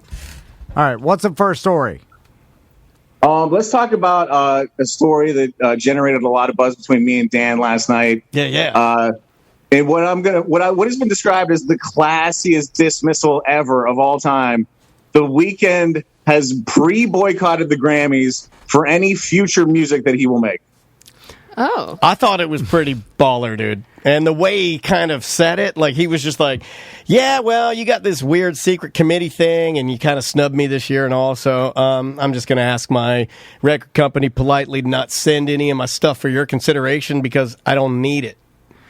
Yeah, so Tom, if you haven't read up on this, the Grammys, a lot of people get nominated. There's a lot of selections, and then the final product comes out of what is legitimately described as a secret committee, just a group of music industry insiders and performers, and they are the ones who it's something like 62 out of the 84 categories, something like that. Out of those categories, they have the final say of who is nominated. Just yes or no, and with no reasoning given. So the Grammys and like all these other awards, the Oscars and everything like that, it's kind of a form of currency, if you follow me here, Ross, where it's their value is the world's perceived value of it, right? Yeah, I think you're right, yeah. So the Grammys, obviously, our perceived value of, like, if you're a Grammy Award winner, is X, right? Well, it used to be. But you can knock that down to where it's valueless and no one cares, right? It used to be that the Grammys, and Ross, you can correct me, but I thought the Grammys was like the big dog, and then everything else would kind of follow suit. But in recent years, and after taking more and more shots from people that question this whole process, they're like, and with the lack of transparency, it seems very odd. Oh, there's probably so many like politics in it, and it's such an institution now that you have to know the right people, and they're picking people. But I thought he did a cool, now, Ross, I didn't read the entire thing he said, but everything that I read that he said seemed very, I'm not going to use the term nice, but it seemed like he was just kind of playing it cool. Is that correct? Or? Yeah. Super classy about it. Just as long as are these secret committees, he's going to instruct his label to not submit his music for consideration. Now, do you have Post-it notes behind you that say "piece of shit"?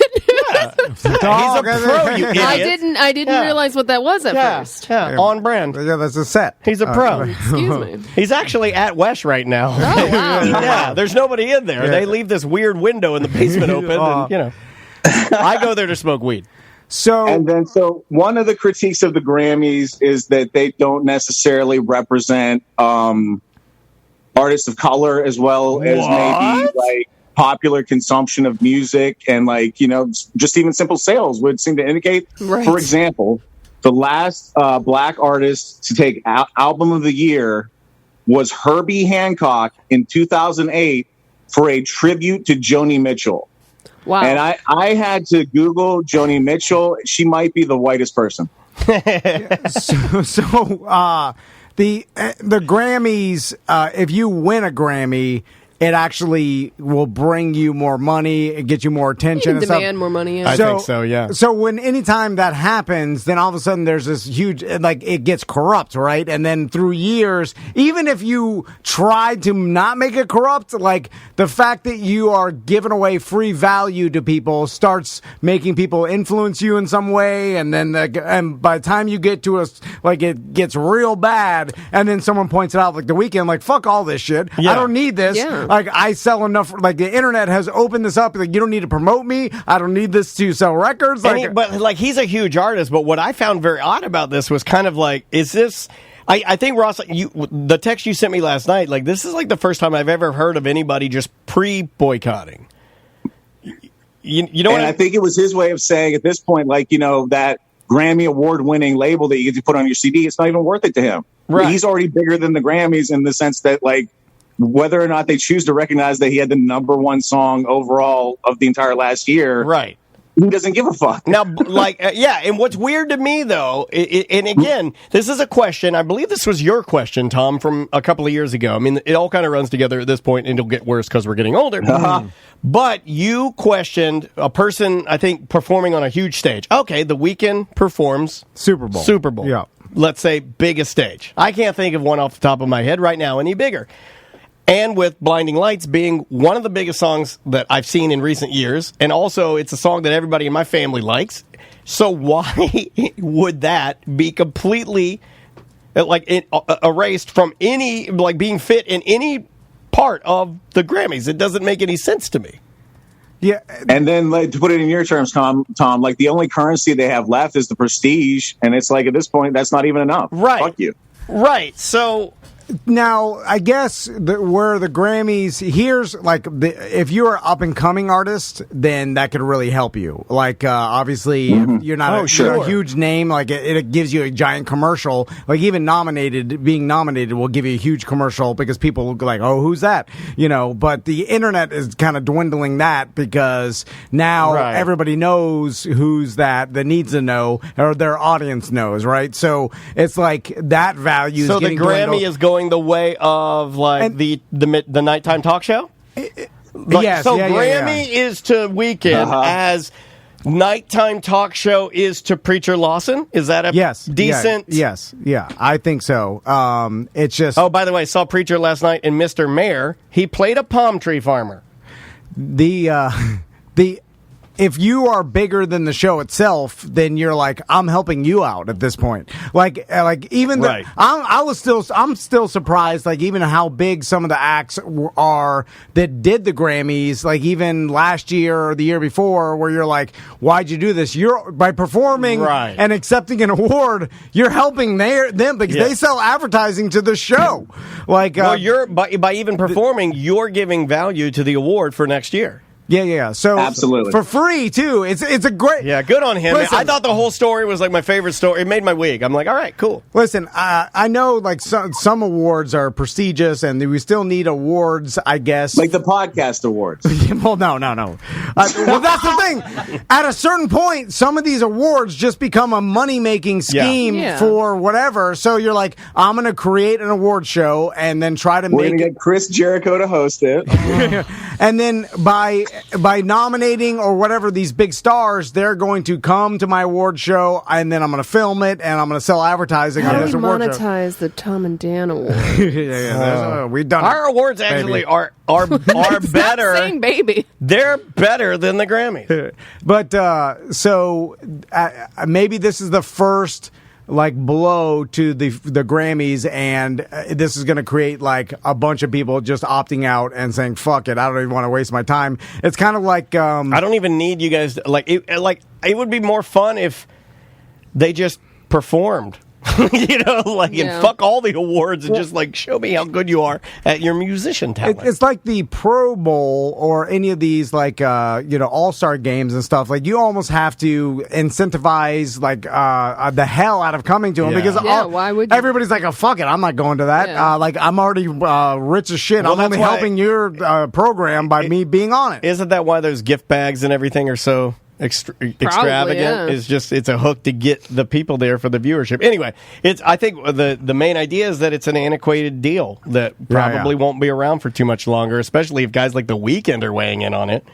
But do we still need an award system to know if his music was good? No. But the artists, no. I mean, we kind of know what's good and what isn't good. But are there artists out there that need the justification of the award? Like, oh, this means I have officially made it, or my accomplishments.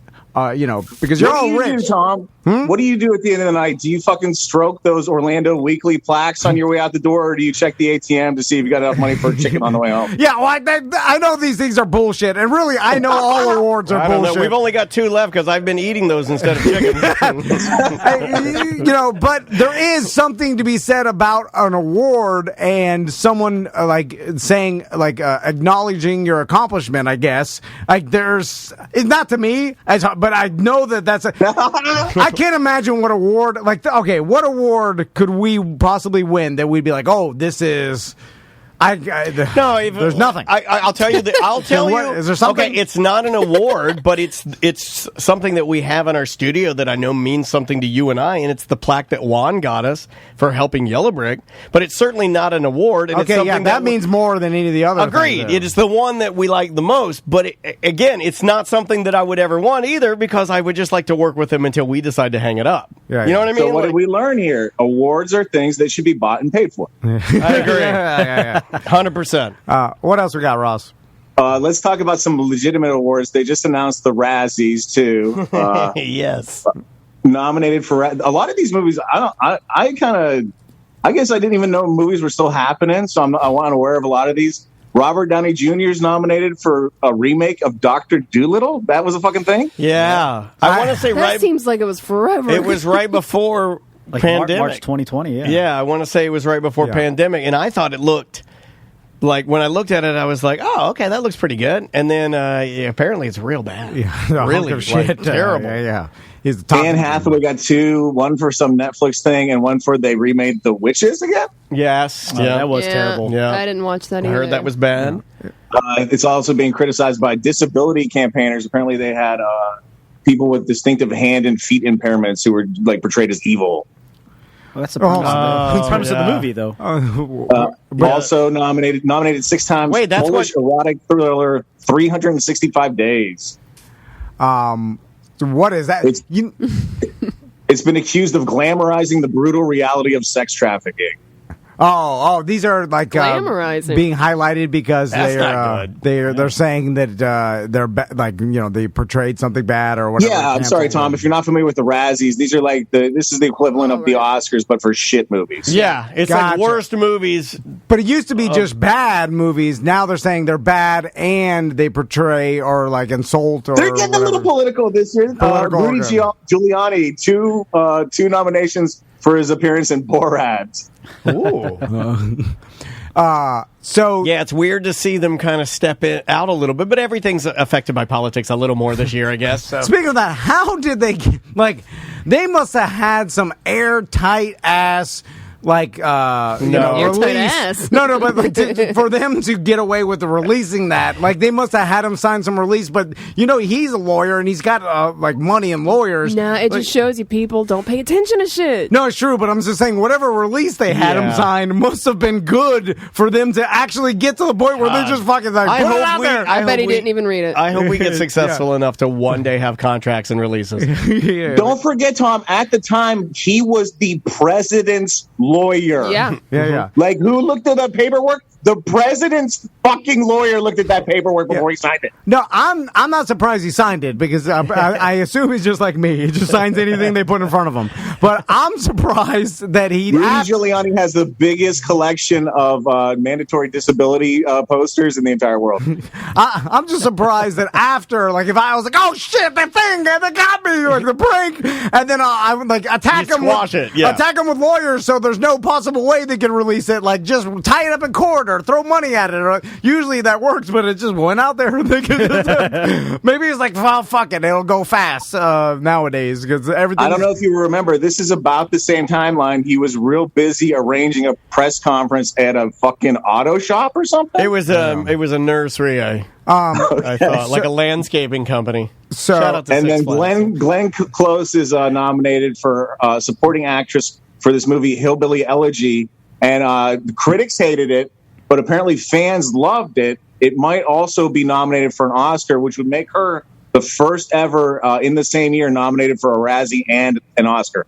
Really? Adam Murray was in that movie. Yeah, my buddy Adam Murray was in I there. heard it was actually a decent I watched movie. it. I liked it. I heard the hubbub is because People hate the guy that wrote it. Yeah, they hate that guy, and then it kind of like gets shit on because of that. But Again, very political. That's speaking of awards dying. The Razzies is probably just grasping at anything they can, and they're probably like, "Hey, if we nominate this one and it wins an Oscar, someone will talk about us because we need someone to talk about us because we're just some stupid online award that it was popular and like talk shows would I talk think about. at some point it actually became a business. It would have had to, right? Oh yeah. Just like Mr. Skin and all those like websites that would. It would be weird. Is Mr. Skin still around? He is. And I do you think know an so. actual thought that I've had, Ross, as a newer dad than you?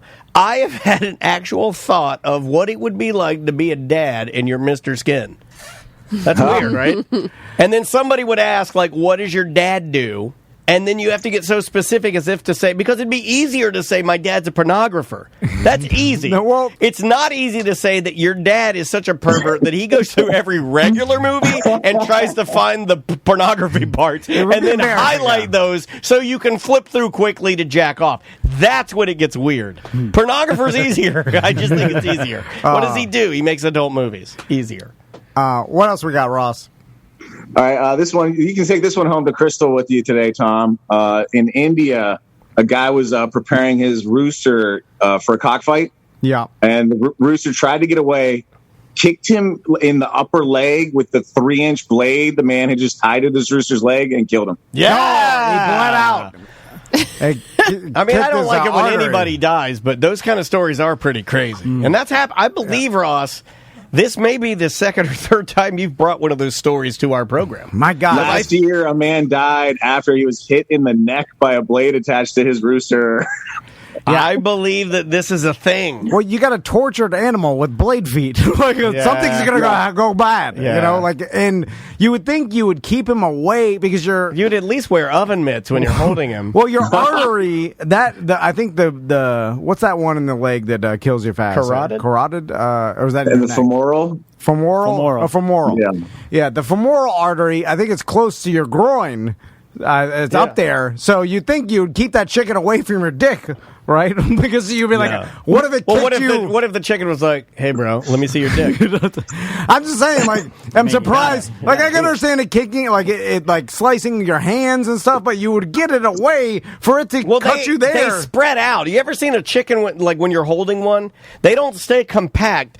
They're almost like those balls they have at a science center that at one point it's like a ball, but then it's a geometric structure too. So as you extend it, it extends into a ginormous geometric ball. That's what chickens do. They kind of fold out, and their wings are long, and their legs can stretch, and they'll get you in the thighs. But you know how you pick up a turtle, and then you... I don't. I've never saved a turtle. You've never saved a turtle? I've never picked up a turtle ever in my life. I've held a baby, like a box turtle. But you pick it up in a way that its neck can't swing around and bite your finger. That's how my wife holds me with an erection. Like a baby. So I'd imagine you pick the chicken up, or the cockfighting rooster, in a way that it can't kick you with its blade feet. I don't know. I don't think it's that easy. I think you'd have your thighs kicked off. It killed the animal was trying to get away, and the guy just didn't have a good grip on it. Oh man.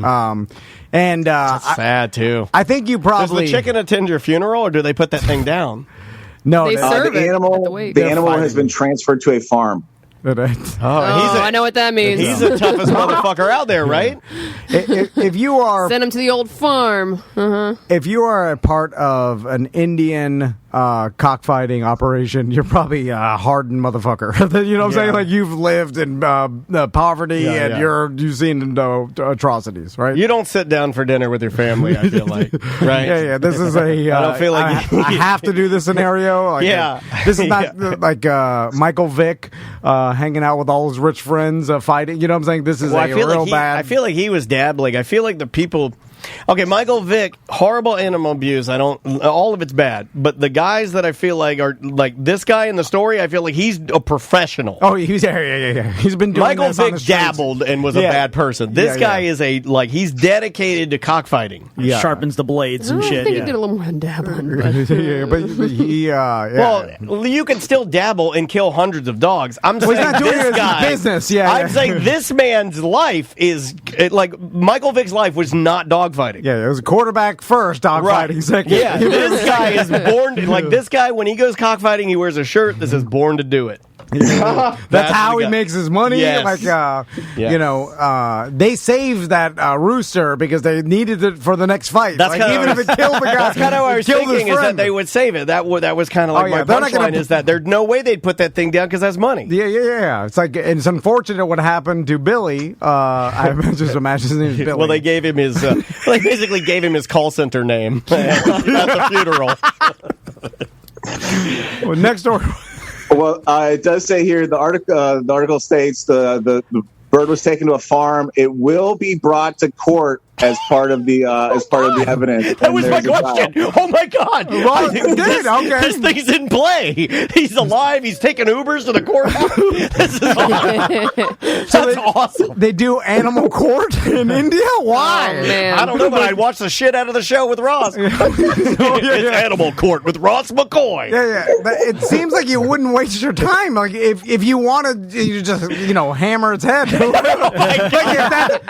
either that or nothing. Right? Are you doing? You're doing some sort of punishment. You're Hammer putting its head. You know what I'm saying? Like you're instantly just ringing around if you wanted to either destroy it or keep it fighting. Right? I saw my great grandma do that one time, and that is not something to be seen. Dude, you talk to a farmer, they got a different relationship with farm animals. Yeah, like, it's a it's this chicken. I'm going to ring it. Is it going to be dead or alive? And instantly, then the thought is not very much. No. It's like, do I want to keep it alive or dead? It's no. Do I want to punish it slowly? Well, they might want to keep them alive. I have so many questions. It might be one of my favorite stories you've ever told us. I clicked through to the Indian source on this, and I got a little bit more information. So the bird killed the guy. The bird was taken into police custody. It was kept at the police station for 1 day. It was shifted to a chicken coop. A constable has been attached to ensure that the rooster is properly taken care of. Okay, and then this article says that the bird kind of broke free, and the guy snagged it, and so the bird must have kicked around and got him in the groin with a knife right after he grabbed it. You know that move when you drop something and you bobble it and fucking just throw it against the wall at top speed? Yeah. Basically, the bird equivalent of that. Yeah, that's called the Daniel cell phone. Yeah. Yeah, I've done that. So why? And then the rooster is under police care as it will be produced in court as evidence. The rooster will stay under police care until then. Oh, we got to get an update on this in a couple weeks because this is awesome. How do they have that much time, and why do they care? I don't know the state of India. Wouldn't you want a fair trial? No, but wouldn't we don't you want them to. Hold on, I just imagine. Say you get fucking Indian Matlock in there, and he's like, "Well, Your Honor, without being able to see the size of this rooster, there's no way of determining if this could have killed a man or not." Yeah, but Ross, how are they taking the time to do this? Why? No, we don't do this in the United States. Actually, Gary Busey does have a show called Animal Court. Yeah, but it's a joke show, unless that's what it's for. It says the real cases in the beginning. This is real. I hope Gary Busey gets to call this case. That would be great.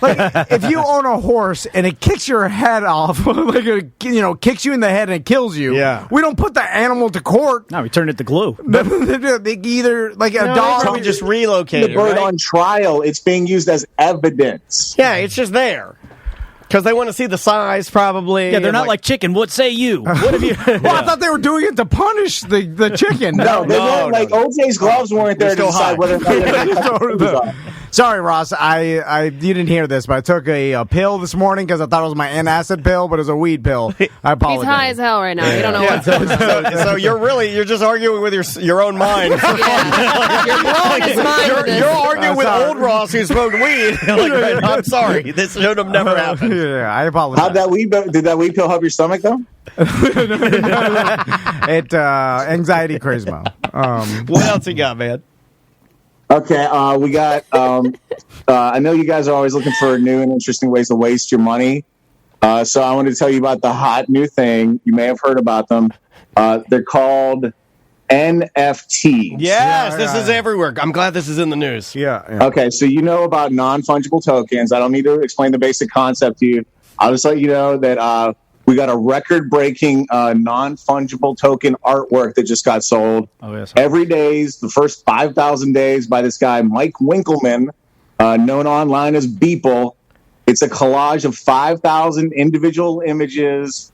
It does not exist in the real world. It is only online, and somebody just paid $69.3 million for it. Oh my God! It's this whole thing is very hard to explain to someone who doesn't understand cryptocurrency and the whole Bitcoin world and all of the crypto. only thing I want to know is what element of reality, like what is real? You're buying basically a blockchain, essentially a software, like a one-off. Can anything happen to it? No, it can be transferred. Yeah, I mean, depending on the strength of your password, it could be stolen. Yeah. Like someone, it is a physical thing. Okay, like it is. Like I mean, electrons are physical things, so I guess in that sense, yes. Yeah, it's like a blockchain of numerical numbers that I really need information. I need like an Adam Conover or somebody to like boil this down, and then like there's lots of like YouTube videos and stuff. It gets complicated. Dan, all it is basically is like, so if you were this guy that paid $69.3 for this fucking painting, you would have access to a code that says that you own that painting. And then you'd be able to go to your computer and type it in, and you would type it in, and another computer would verify your blockchain. It would check every single number in this like almost like stupidly long chain of numbers. It would check every single one and make sure it was all the same. And it would say, yep, that's the guy that owns this thing. And if anybody else tried to do it, they would say, nope, that's not the guy, because nobody else could replicate these numbers perfectly like that. Okay, yeah. It's so, but this is the first time they've been doing it with like currency, like cryptocurrency, Bitcoin and stuff. It's all blockchain, and so now they're doing it with like images, and they're saying that and sports clips and saying if you tweets. own Jack Dorsey is selling his first tweets. Yeah, and they're saying that this is now yours, and through this crypto, this is yours, you own it, and people are paying and saying, that's kind of cool. I mean, like, I don't understand why. I don't understand it, but I do think it's kind of cool. Like selling the first tweet. Okay, here's why I say it's cool is because as soon as Ross said that, for whatever reason, you guys can clown on me, shit all over me. I was like, ooh, I'd like to own the first tweet. So. Yeah. I don't know why I said that, but sounds kind of cool. It's cool. It's a neat idea, and there is a market there, and it will establish itself. But it's hyperinflated right now. Like it's stupid. It's a dumb bubble right now. Like remember when Mark McGwire and Sammy Sosa were having the home run race, and those balls were going for like dumb amounts of money, like fucking what's his name? Seth MacFarlane paid like the MacFarlane that draws the comics. He paid like $3 million for one of those home run balls, and it's probably worth like $20,000 now. You could probably still get a little bit of an auction for it. Yeah, but it was just dumbly inflated, and he was paying what he wanted because he had too much fucking money. This will cause, everybody wants the first of everything, but then this will cause like literally I got a call about like this NFT and saying like you should do Tom and Dan NFT. Yeah. And like we got hit up on Twitter. We got a guy. Now this one's pretty interesting. Hold on, I'm going to show you something that ties direct. This just came through this morning. By the way, it's hot right now, like in the gambling community and crypto and stuff. And I started at least listening to try to understand about it. So we have a guy we had a listener reach out to us. A newer listener that listens to ACT that actually has a company that wants to make it so our app and our website can process BDM payments and merch payments using cryptocurrency. Oh, really? Okay, that's the yeah. And I was like, I'm always open to that kind of. Look, I don't want to hurt anything, but if it could make it like open us up to just take anything, I'd be like, okay, that works. Why not? Why not do it? And that's seemingly causing a bull. Like, if I listen to these podcasts. You got any crypto, Ross? No. Yeah, I don't have any either. I know people though that do. I know people that farm. Well, it's like $56,000 a Bitcoin right now, and there's like a list of a bunch of other ones. Yeah, you gotta go to some of the lesser known ones. I'm not going to talk about it. I don't know enough, but if people want to learn about it, there's infinite information and YouTube videos and stuff, and then people explaining to it, breaking it down. But it is interesting that we're seeing all these things. It does seem like a lot of this will be the future, right, Ross? No, I'm all in on metal, dude. Metal's the future. I've heard it described as like Bitcoin is going to be the new gold. Like it'll be the gold standard of the world. Like it'll be this particular like digital currency. That when the fucking electric grid collapses, you'll definitely be able to trade a Bitcoin for a chicken. That's true. Well, that's kind of in the end of the world scenario. No, but that was always kind of my thinking. Is that at least gold, I feel like has like a finite, like there's an amount and then there's purpose. Yeah. And I can do things with, even at its like in its purest form, and me not being able to convert it into anything else, I could put it in front of a door and stop it from opening. You know what I mean? Right? Like gold is at its least, it's a doorstop, it's a chair, it's a stool. I've been getting into coins lately, Dan, and my hope is that they will increase in value. But at the worst case, I said just bury me with the fuckers if they're not worth anything when I die. You and I'm dumping coins on your body. So heavy. Failed out the coins. So many. But yeah, this thing is crazy interesting and very complicated to the person that doesn't understand computers or how that stuff works. But if you dive into it, it's pretty interesting. Hey, speaking of gold, we got a story out of Pennsylvania. I don't know if you guys heard about this. These two guys, I think they're called finders keepers, metal detectors. They're like I don't know this for a fact, but I imagine they're like the guys you call if your grandma drops her necklace in the yard or something like that. But so like in their spare time, they're hunting in the hills of Pennsylvania in this area that's reputed to have lost a Civil War shipment of gold, right? And so these guys hit a big fucking honey spot. What they like, I don't know if you've ever seen a metal detector, Tom, recently or lately or ever, but they like some of the newer ones, and I'm sure especially like a professional outfit like these guys, finders keepers, it'll even tell you like, hey, this looks like copper. Maybe you're striking a penny. Some of them will get it down to like a pool tab. Or like, but all of them definitely will tell you like gold or silver if you're hitting gold or silver in the ground. Yeah. And these guys, they went to the FBI and they said, "Hey, we found this spot in the hill. We're running our detectors over it." I'm sorry, you have a question? Well, hold on. He just thinks those guys are stupid. Yeah. It's like you spend your whole life like this is your business. You are the what is it, the stuff detectors? What are they called? Finders keepers. Finders keepers. Their competitors are stuff detectors. Tom and Dan compete against finders keepers as stuff detectors. So you're finders keepers. You're into the metal detecting. As your business and your hobby, right? Okay. I'm sure you've talked when you're having beers. Everybody sits down. At the end of the day, they're talking about like, haven't they talked about finding the mother lode of gold one day or finding some huge treasure, right? That's gotta have at least reached the conversation. That was the goal. Yeah, of course. Yeah, like you find some sort of mother lode. Like I wouldn't get into it to find like one Timex watch on St. Augustine Beach. And you find those, but like the mother lode. So then when you care. When you find the mother lode, you go, we better call the FBI. Like, why not at least dig it up, like freak out, like make a plan where you go at night? Because these guys knew, Tom, if they were right about this being a lost Civil War shipment of gold, that it was technically federal property and that they better get the feds on board sooner rather than later. Yeah, but you go in the middle of the night. Have a statute of limitations on that. federal property. Like, if that's Confederate gold, I feel like that you throw that in the air like a jump ball. Wait a minute. Is it because they knew the laws? Like, remember that guy that was searching for treasure off the coast? He was a crazy guy. Mel Fisher? Mel Fisher. And so I think it's something where... It's a bad name for a treasure finder. It also is on state-owned land, this spot they found. It's on state-owned land, so they needed state permission right off the bat. But do they... Interesting. Do they get some sort of stake in it after a certain amount of time if they know they reported? So it turns out the FBI came out. They hired this company to come out and do a scan. The company scanned at the time what they announced. The company's kind of clamming up now, saying the FBI told them to shut the fuck up.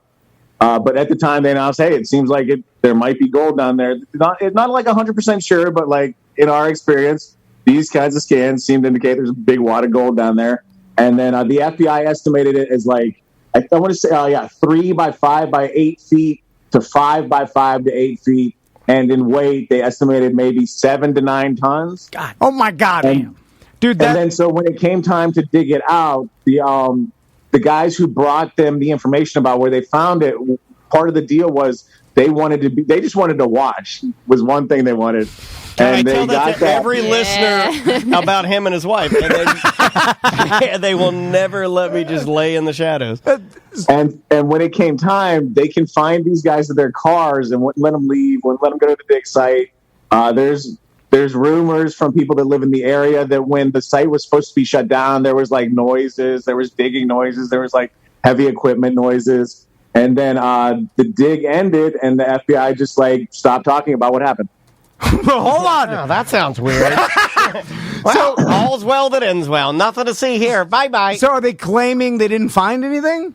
They're just not saying anything. They're not saying they didn't find anything. They're not saying they did find anything. They're just they're not talking at all. They're just clammed up as much as they can. Now the guys have a lawyer involved. He's suing for what he can get. They have gotten some emails that seem to indicate the FBI at least thought there was gold in the hole at one point.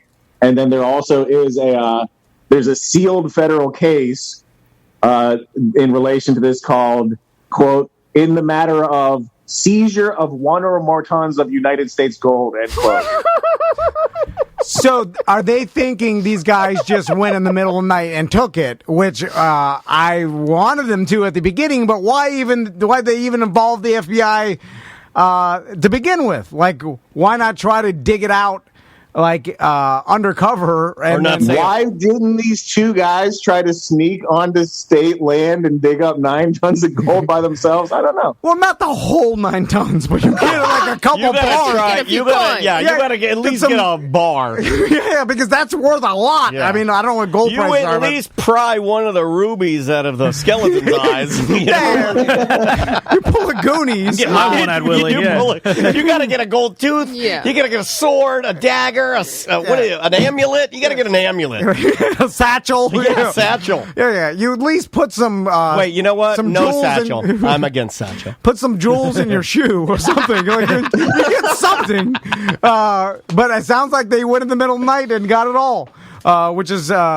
pretty good. I would imagine, I feel like I would have gotten a small amount and then been like, they're going to find us, and then disappeared, right? I wouldn't have gone back and got every last bar of gold. Yeah, no, I wouldn't. Freaking out the entire time. Anyway. Even when I take the free White Claw that we get here for my own personal consumption, I leave a few in the fridge. Just so you guys will throw you off the scent. Yeah. You got another story, Ross?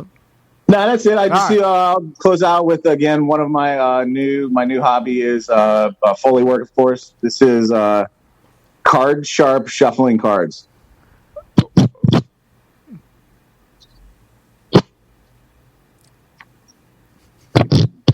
Oh, I love it. Can you do the something happened? Can you do the one where you go? Can you do the one where you go and then you open them up and they go like back in? Oh yeah, they like They go you go like. I've been jealous of someone that could do. I can't do that. You pull your thumbs up with the cards and they go, and then you pull your hands up and they go.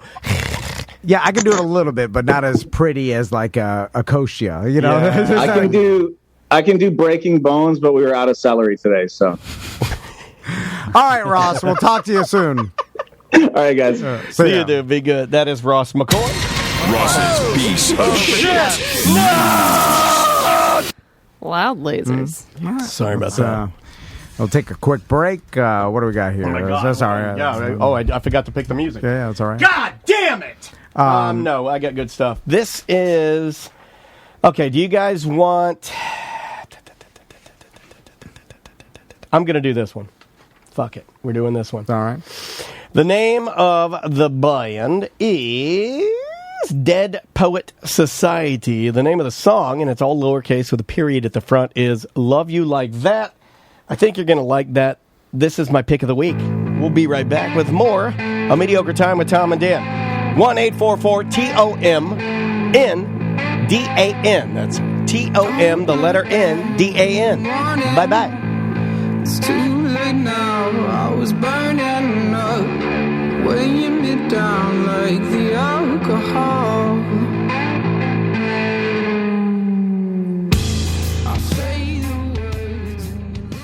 No matter where you're at in Florida, there's probably an ABC Fine Wine and Spirits near you, and that's where I go to get the White Claw that I want to drink. Everything, man. Yeah, any spirits, any wine. I'll be real with you. I haven't been to ABC in a minute. Oh, really? Yeah, I don't go there anymore. No, that's they're a sponsor. No, I get it delivered. No, I get it delivered. You idiot! Yeah. You see that? That's improv, baby!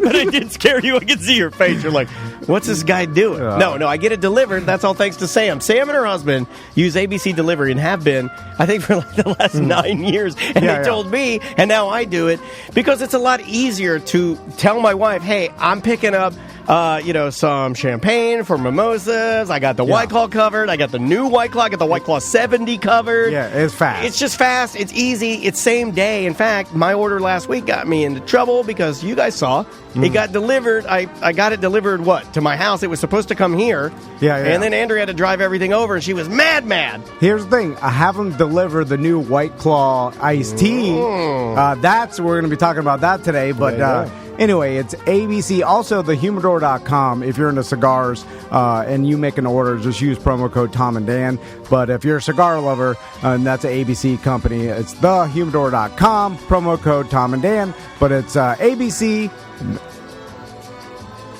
Bye-bye. Leave it in! Leave it in!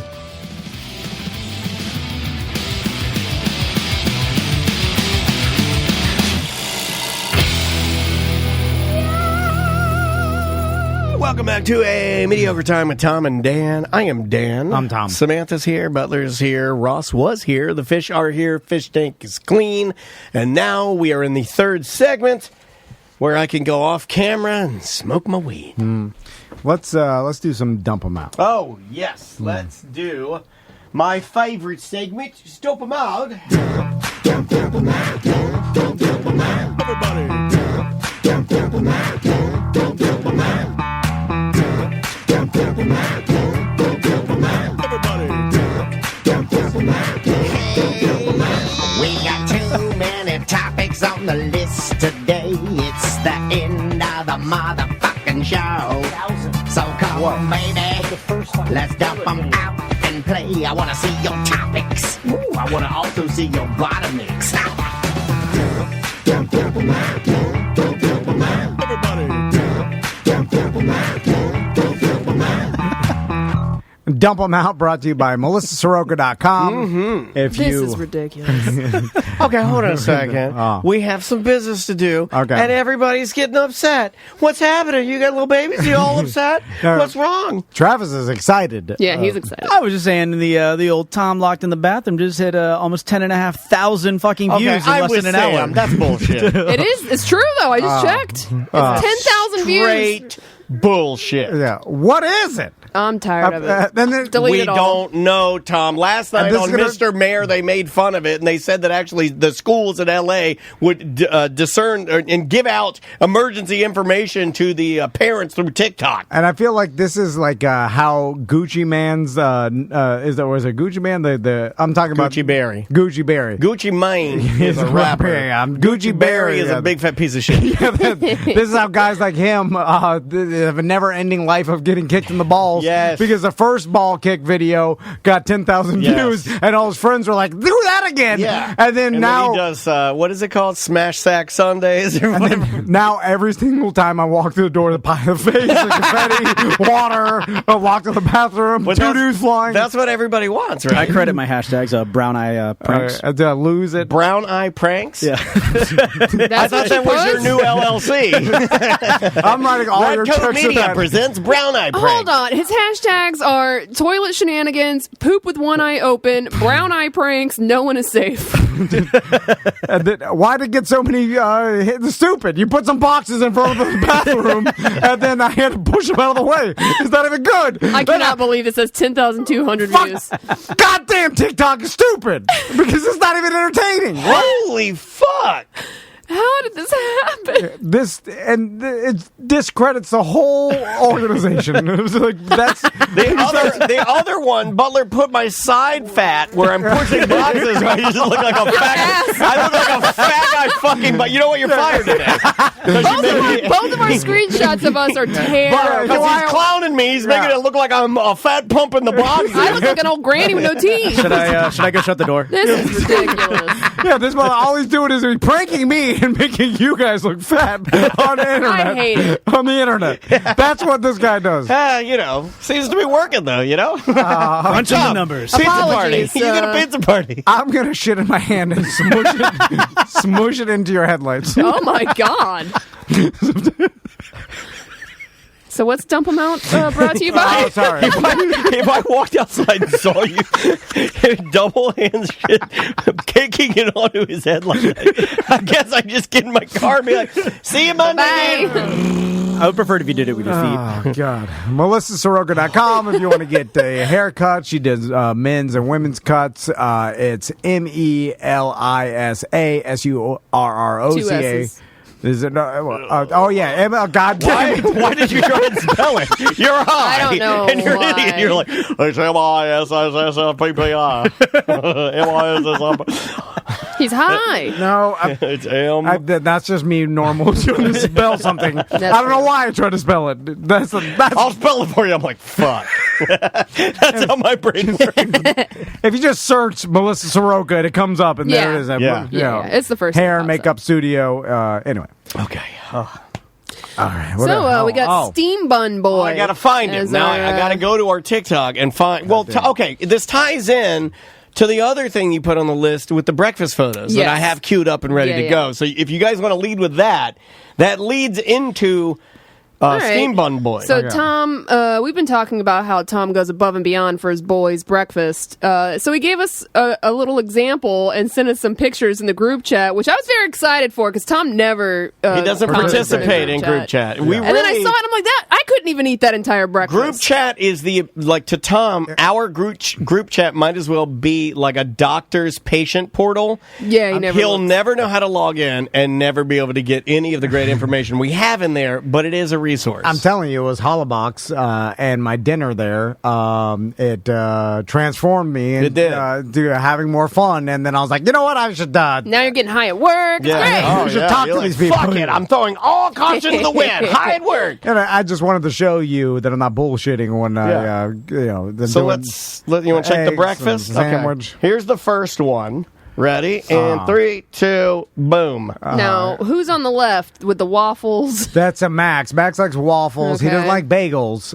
Tommy likes bagels, but 1 cream cheese, 1 butter, and jelly. Okay, so these are not. I just want to let the record reflect. Oh, and then there's the vitamins on the side. I just noticed that. Yes, these are made to order breakfasts. One's got jelly on one side. And cream cheese on the other. Legitimate, made to order, everything cut on the finest plate. Also, everything done. Well, that. Yeah, I know it's ridiculous that this is because between this here's another one and then the egg sandwich and then look at this full sandwich and then 4 pancakes, a fried egg, and fruit. Okay, my daughter is lucky. First of all, she's lucky to get breakfast. No, but she makes her own She breakfast. does. That's She what, makes, you know, no, but she gets her stool and she goes and she gets a bowl and then she pours cereal and just dumps milk on it and then just eats it at the table. Or she'll get like a Belvita, or she'll get like a granola bar, or if we're down there, she'll ask for microwave bacon. I'll cook her bacon. It's just microwave. I don't have to like. There's if egg, she can scramble an egg and put it in the egg cooker. Yes, she makes herself a good old fashioned divorced dad breakfast. What are some cereals, whatever's fast, efficient. But that's what I want because I realize people are stove shaming you, saying you got a dirty stove. Yeah. That's from the night before because I don't. You don't clean it after you. Is that a moldy piece of bread in the top left? No, that's a Florida. That's a moldy Florida bread. Oh my God. That's a ceramic Florida spatula holder for the fanciest of Castleberry. Yeah, all of this though. I mean, like, there's some things I see. I see pre-cut strawberries from Publix. Yeah, I see Nutri-Grain waffles. That's easy. But this is. Well, I have to bake them and then I put here's some the butter, last some one syrup. I have this one.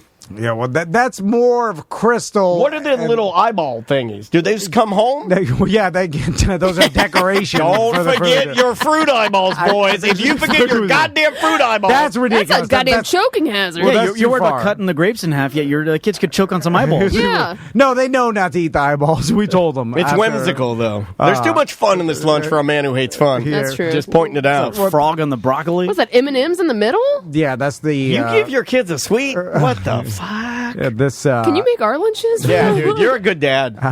No. Sandwich, cheese stick. Again, nuts, this is too much. Veggies. You're a fruit good. And M&M's. No, you're a good dad because Maisie's lunch is, and I say this, and then people email me and they'll be like, Daniel, this could not be what you feed your daughter, and I go, it is. A handful of mini pepperonis, maybe some cheese, maybe some grapes. And then all of that gets traded for 4 bags of goldfish.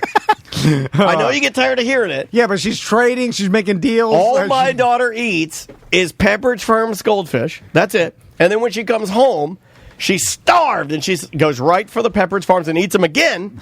And then for dinner, she says, I hate all of this. And then we give her Pepperidge Farm goldfish.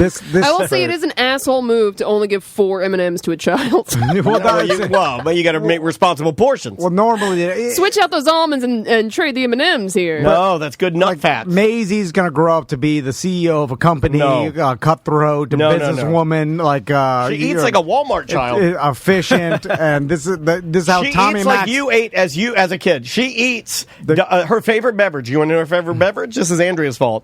Do you have Andrea's number? Call Andrea. I'll put her on the Colts for this one. Do you want to know what my daughter drinks the most of? What?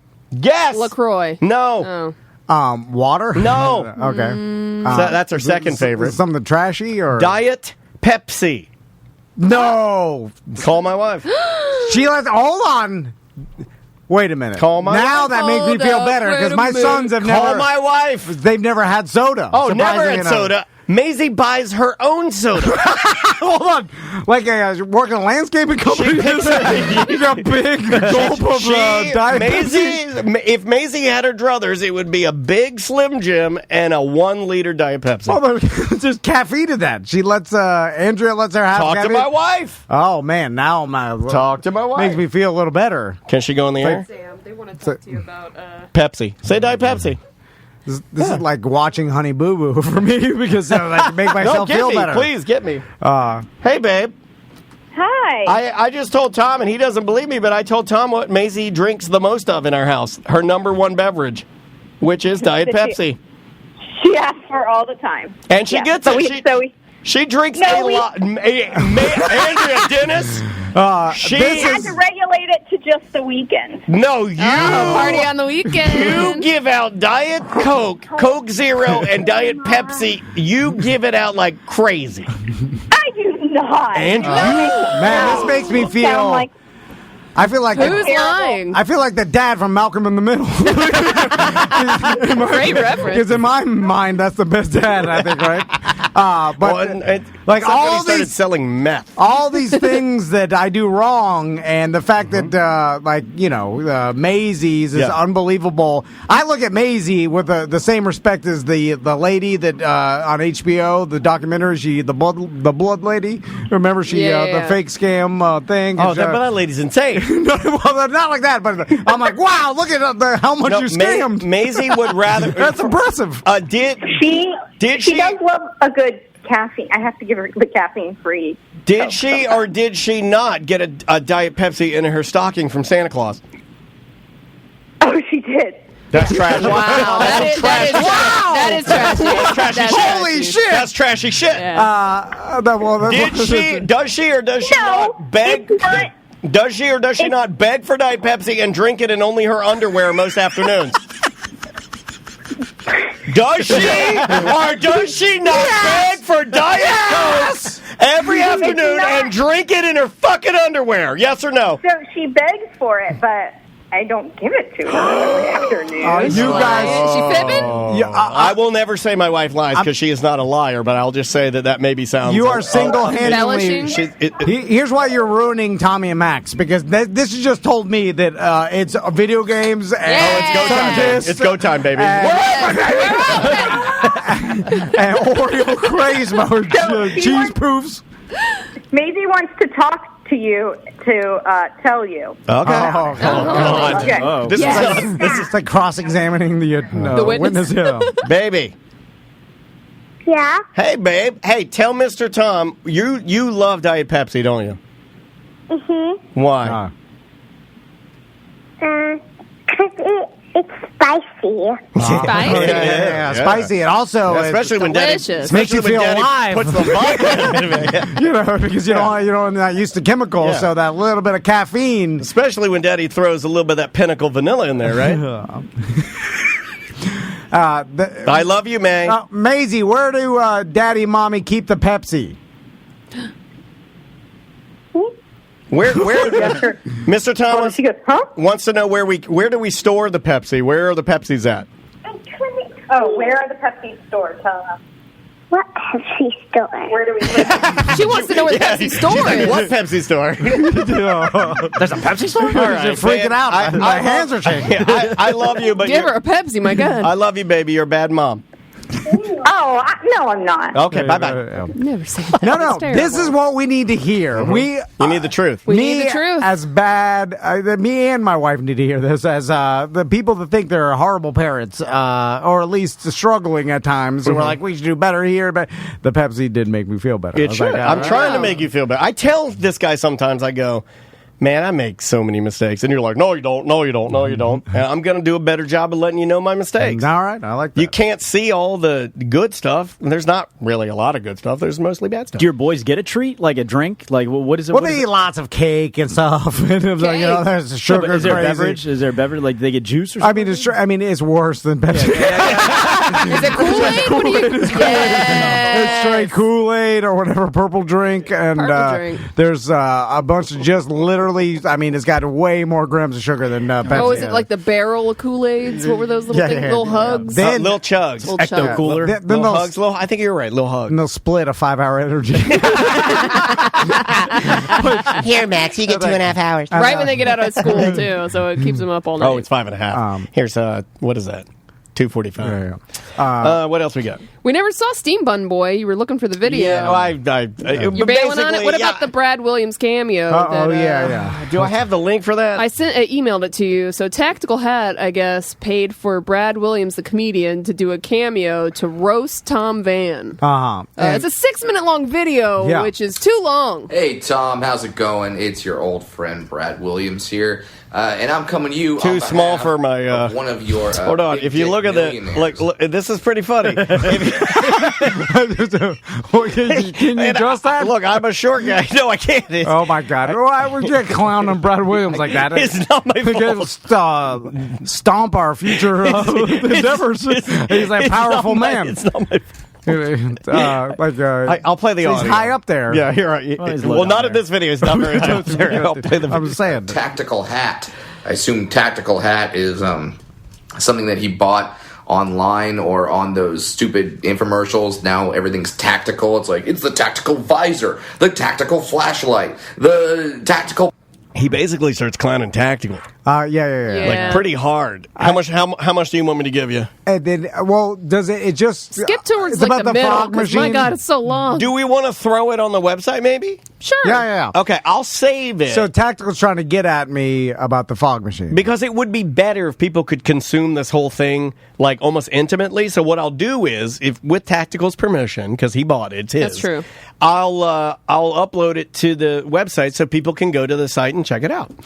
Also reminding me about how bad of a person I am by not returning people's things. I already know. Like it's not like oh my God, I'm shocked that Tactical thinks I borrowed something over almost a year ago. Do you and I want to know returned my it. number one I thing? see it, and I'm like, this means you're bad. The number one thing that bothered me is that Brad Williams knows now that you borrowed a fog machine. Yeah. And, like, you're He even said, like, that I is- don't know why he needed one. Yeah, like that's so That's more fucking embarrassing. weird and so redneck and Yeah, it's shitty. white trash. Like rich LA, famous New York, big stars do not ever touch a fucking fog machine. Or they just have the company set it up Yeah. or whatever. they It's don't like, touch it. they're like, why'd you drive all the way to Bithlow for a fog machine? Yeah. That's $30 at Spirit Halloween. You might as well have said, I'm riding my horse to the town over to borrow a wagon wheel. It's, like, it's dumb. It is stupid. and that's the mental illness. I have no idea why I did that. Okay. And why I refuse to return it. He'll never get it back. Do you want me to drive? Bring it to the Land Cruise. Hey, you come to the Land Cruise Tactical, What we'll would give you- you the fog machine. What would you give me if I drove to your house tomorrow? No, it's not even worth it. It's not worth just buying him and shipping him one on Amazon, which I'm going to probably do. I need an adventure. So if I came to your house, picked it up, and drove it out to Tactical, what would you give me? I'll put it on TikTok. Your Sawzall. The same amount of money that it costs for me to buy a new one and just Amazon it to him. Because that's... Okay, then buy me a fog machine, send it to my house, and I'll run his back to his house. No. Listen, I don't know why this happens and why I borrow something and then I look at it every day. I see it and I'm like, why did I even Every borrow day. it? Well, what about getting it here? That'd be a step closer. That's true. No, but then I'm bringing garbage here and then That's I also understand that. true. But if you get it here, I feel like we could at least get a listener to swing through. I give it to them, and then He's going to be at the Land Cruise. Let's just bring it to Dr. Film Center. Don't bring it. I don't want that to be. That'll the be ending. embarrassing. I don't want that to be the ending. That's too easy. Yeah. It is. The whole thing's embarrassing. Yeah. And then Let's send the fog machine to Brad Williams. that I'll do. Yeah, okay. That I'll do. That's funny. I'll bring it here and we'll what mail it to if- Brad Williams. This sounds like a really stupid idea, but I'm just going to throw it out there because this has been kind of a weird week. What if we made it a mediocre time with Tom and Dan traveling fog machine, and then listeners would ship it to each other, poof up their room, and then take a video or a photo, and let's ship it see to how them. many listeners we can send this fog machine to in the year 2021. And we'll call it hashtag Fog Hogs. Fog Hogs. All right, I like the Fog Hogs. I'm down. All right. We'll send it to Brad Williams and he'll send it to whoever. gonna- All kick he it has off. to do is fog himself and then video himself in the fog and say like, "Hey, I nominate," and then you got to send it to one of your Oh, buddies. it's like ALS challenge. Yeah, this is. Oh, we got to make up a fake Terrible. charity. then. Oh, yeah. Well, we could do something. What's something that's under? Well, we'll do what everybody does with these videos. They're like, I'm doing this in lieu of donating to charity. That makes it worse. There's a lot of people out there that have this disease that makes their leg bones very soft, like gelatin. You're doing this instead of And donating $100 to charity. Like you're a better person. In honor of all the people that I know that cannot walk, I'm going to walk into an ice bath. It'd be better if you're like, I donated $100 to charity. If that was a video, you're like, that's a good person. Not I'm doing this because I don't want to donate $100 to charity. I'll dump this ice on my head. Owen from Ono Radio Show. He said that he'd fog up his entire studio during the entire show. All right. Well, I'll bring it here. We'll send it. We could start sponsoring other shows and send it to their shows to give them atmosphere. It's old. It gets red hot in the back. Oh, does it? Oh, yeah. I have a bubble machine, too, that Andrea's dad bought for Maisie off of Craigslist. That's one of those ones that, like, a fat DJ would have at a wedding. No, the nicer ones. Yeah, I have the metal bubble machine. Yeah. Those are nice. Yeah, it leaks crazy. Tom wants to borrow it. Look at him. He got a little sold spicy, him. didn't he? It's like when Maisie thought there was a Pepsi store. What else you got? We got dosing on condiments. Yeah. How do you when you guys I noticed something yesterday, and you could clown on me. We were running a little bit late. May had some, things with school that she was doing. So the normal dinner we were going to do, we didn't get to cook. So we asked, what are we going to do? What fast food? May loves Taco Bell. So we went Taco Bell. Yeah. We're a Taco Bell family. Mm-hmm. That is probably the number one fast food restaurant that Dennis's love. And you're admitting a lot of trash things. Yeah, I'm getting a lot of stuff out today. Yeah. Like when you guys put on a fire sauce, do you put on the fire sauce close to your food or do you do it elevated?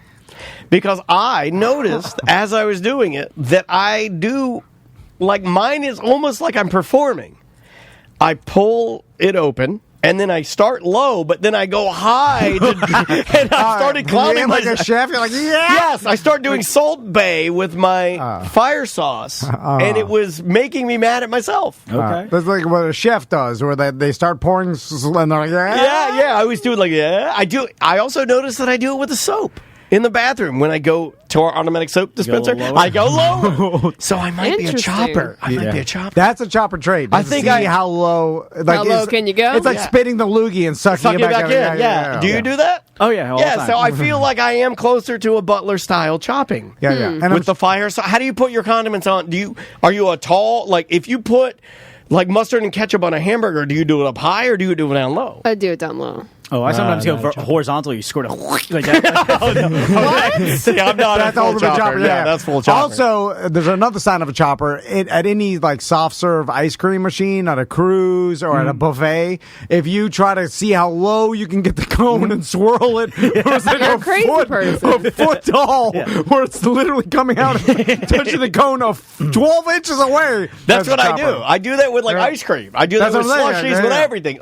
Juan says in our Twitch chat room, and he is a chef, if you season from a height, gravity and air turbulence give you more even spread. It is a scientific fact. There are people that say, I have watched cooking videos where people are putting on salt and pepper or spices where they go, you want to get a little bit of elevation on this for an even spread. Mm-hmm. Yeah, or to spread all the herbs out evenly, even in your hand as you're what is that? Disseminating them through your fingers. It's like the shotgun effect, right? You get pellets. The pellets. Deli. Oh. But it spreads out. Oh, shit, there's more of those rabbits in my garden. Hand my shotgun to me and hand me my bag of pellies. I'm going to dust these little bastards once and for all. God damn it. Oh, God, that one's got pellies all in his ass. What's the next one? Taco Bell, what the fuck? Yeah. Well, you kind of touched on Taco Bell a little bit. What's going on with the whole fucking menu is all weird. They're now. switching it all the time. They got rid of a bunch of shit. Now they're bringing back stuff from 5 years ago. They brought back the taters. But then Andrea got something that was last night. She had a taco wrapped in a quesadilla. Yeah, the quesalupa. They brought it back. Oh, you act like that's I didn't know that was a thing. They had it and they took it away 5 years ago. It's good. They're finally bringing it back. It's very good. But it's not as good as a goddamn Mexican pizza. But it's only 5 different things, and they just wrap them all together. Yeah, it's all the same ingredients. Yeah, move them here, there. Let's wrap number 5 with number 2. I just pulled up Taco Bell's menu just to see what else is new that they have. And the first thing on the new menu is the My Cravings box, and then in huge bold letters it says sodium warning with a poison symbol next to it. Yeah. How much sodium? Give me that. And then a little salt shaker in the poison box. Shake it like a salt shaker. That is weird. I think it's a death-full amount of sodium in here. My God, what's in there? We got improv pawn shop porn. Oh, yeah. That's how I'm sorry, I didn't mean to laugh like an elf. I saw this. I think Samantha sent you the video. Yeah, I found it for you. Oh, I don't know how this popped into my feed. Oh, yeah. I don't know. I have no idea how this pornography got on my phone. I was on business.com. I have no idea how this researching crypto peach iced tea White Claw got in my mouth. By the way, peach might be the best flavor, y'all. And then I like that, yeah. It's pretty good. Dude, the peach is legit. Yeah. Are you guys familiar with the Pawn Shop series? I think it's the same. It's one of my favorites. Is this Bang? This is a South Florida one? It's not Bang Bros, but you know what? I am a little sad that you don't try to at least find out the name of the actress in said videos? Because it would help me at times if you would give me a name. Well, nowadays, it's just like one-off, or they do it like a handful of times for the cash, and then they move on. It's not like a porn star. No, they're still out there. Normally what they use are the main companies to get their break, and then they try to use the stardom that they gathered there make to their own site. boost their OnlyFans. But some of those companies you're seeing are trying to tighten that up so they can't like necessarily do what we did and still use the radio station to propel your podcast into the stratosphere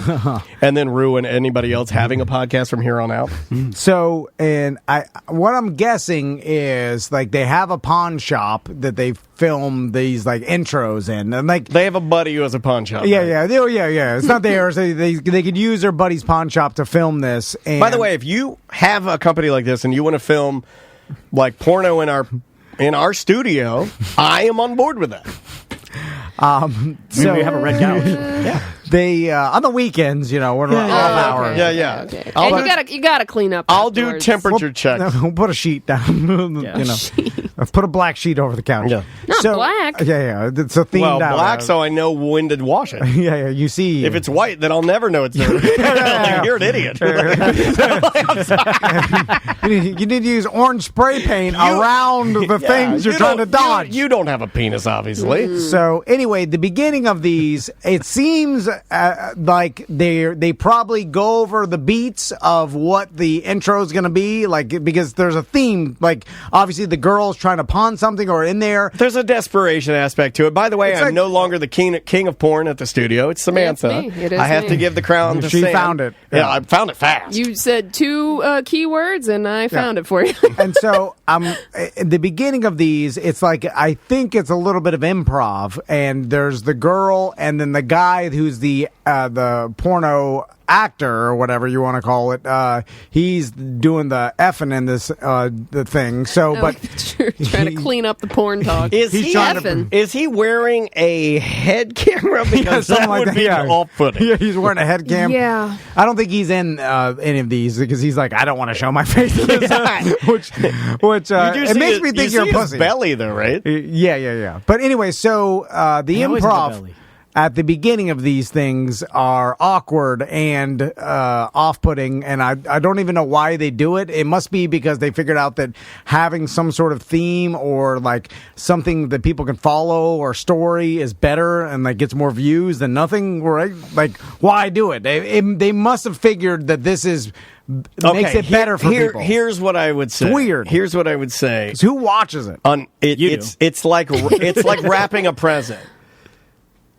Okay. In the idea that you see the thumbnail, you see the attractive man or young lady, and you want to believe they're not doing this on purpose. In fact, I would be the psychology of it would work on me, and I'll tell you why. If more adult sites, the thumbnails were the girls fully dressed before they disrobed, or them not spread eagle on a bed with 20 butt plugs in their ass, like that to me goes too far. You're going past where I needed to get. I start from the beginning. Make the thumbnail the most tame thing you can. Don't give me what's going on later. If she gapes it wide open later, don't make that the thumbnail. Just leave that alone. So anyway, this is improv with one of those porno pawn shop videos that I thought was ridiculous, and I'm questioning why they even decided you ready? Here, give it a shot here. Hello. Okay, I got to skip the ad for my strip club. Soapy butt. Okay. Here she goes. Okay. Don't make that noise, Tom. What? You went. Creepy. I didn't even know I get to watch it. This is his favorite video. Yeah. Why didn't you hear that? Like you adjusted your body. You got a up boner. and you adjusted your pants and you're like, got an Adderall boner. Yeah. All right. Finally, we got through dump them out so I can jack my Adderall boner. Sell it. All right. Well, hold on. This guy's you. Did you hear that guy? Yes. All right. on it or sell it? You want to sell it? All right. Well, oh my God. Give me some information on it. Where'd you get it? Why didn't you tell us you did a porno? Yeah, you didn't tell us that. Miami. It sounds like your character of me. This guy, he has a. You're not clowning me, are you? Southern accent. I don't. You come from? Well, it's from my family. My great uncle gave it to me. great uncle? Yeah, it's been in the family for a long time. Is it a green screen behind her pawn shop? No. It looks weird, right? Well, he's pixelated. Yeah. And she's up front, and they're filming from what I can tell with a digital a DSLR camera. I think this is down in Miami too. This is like her bag has like a white trim to it. So it looks like it's a green screen. This? Yeah. No, that is a white trim. It's like edged out. I don't know. Okay. Yeah, it's edged out with gray. Could it be just a green screen? No, it's a real place because I've seen them lock the doors before. Believe me, I've seen enough of these videos. It's an authentic. I toured it. I took the tour. I went there. I'm part of the family. Yeah. Come on. I'm like top tier Patreon. I've been there. See that leaf blower? That's mine. So he's holding and I can't really show this, but it's a bugle. Where did he get it? Did he make it? Bugle. I don't think so. I think he got it from like the war or something. I don't know. And it's really old. It looks old. Which war did he serve in? Well, This is terrible. My great-great-great-grandfather was in the Civil War. my great-great-great-grandfather was in the Civil War. It seems like he's fucking with her with the improv, like he's Michael he's Scott like, what do you giving know? her back. Like, why are you trying to test this person with her improv? She's not going to be good at it. She's not there for this. She probably doesn't even want to be there. Maybe that's his I mean, kink. this could be a legit video. Maybe improv is his kink. Maybe she had no idea. But it's like he's bullying her by throwing, like, where'd you get the bugle? Like, they probably didn't discuss. Maybe afterwards he was like, hey, that was a great fuck scene. Hey, your improv was shit, man. What the fuck? You gotta step it up, Stephanie. Yeah, what the fuck, man? I mean, your fucking was top notch, but you're not giving me any yes and, man. You remember your Meisner technique. It just makes me feel uncomfortable because she's not there to do improv. Like, there's this, she knows. Yeah, but she knows. You would cast the girls that can do the improv, not the girl that can't. No, they get whoever I think was willing to do it. But don't you put that on your resume before you book the gig? Why doesn't the guy do all the talking and let her, like, you're putting too much pressure? It makes me feel awkward because I'm like, why? You're like, I can't talk. Leave her alone. I feel sorry for this girl. She's so uncomfortable, like I am right now. He goes in and starts grilling her, like, where'd you get this bugle? And then she's like, does he keep it up? No, yeah. Hold on. I don't know. I just want to fuck you. Let me see a little more here. Civil War, Confederate or Union? Definitely Confederate. Confederate, huh? Definitely Confederate. Like she went a little. My God. She's like, definitely Confederate. Union? Are you crazy? Who would fight for the Union? Gross. Union. Ew. Why can't you put her in a bad scenario? She probably. You did put her in a bad scenario. Well, she heard the accent. She said, "I better say Confederate." Yeah. Why? Well, she doesn't. She's just there to do the thing. Come on, leave her alone. Just give her your bugle. You're pulling her. Leave her alone. And that was definitely, I don't, watch out now, don't get hostile. Definitely, don't get hostile. I'm a white man, can't you see? All right, well, she's looking over her shoulder at the black woman because she got scared because she said Confederate. I want you to toot your own horn. Let's see. Did you notice that? She's like Confederate and then she went, who's like, Don Imus, like, you made a mistake. And you're like, oh. Why'd Don't you get say hostile. All right, well, here, let's see if it works. I want you to toot your own horn. Oh my God! I hate this. See, I told you. Hold on, is this EJ? He's bullying her. I hate this. It made me cringe. I'm like, stop bullying her. Nobody watches the intros to porn, do they? I can finish it. Well, that's why. You I was skip like, to the action. Why are you doing this? It's just to bully this person. Like, there's no. You just have to be like. That's got to be a power thing. Like somebody watches this and they like that she's getting bullied. Yeah, it has to be. So yeah, that's why I found it weird because I was like, none of this has to happen. Just bring the bugle and be like, I don't know how much this bugle is. I'll give you $500, but you got to do this. Does she blow the bugle? Of course she does. I can't blow the bugle, but I can blow your dick. Now, I tell you what would be awesome. You guys are way off. What would be awesome if actually she picked it up and was like, yeah, right? No. Daniel, they hand.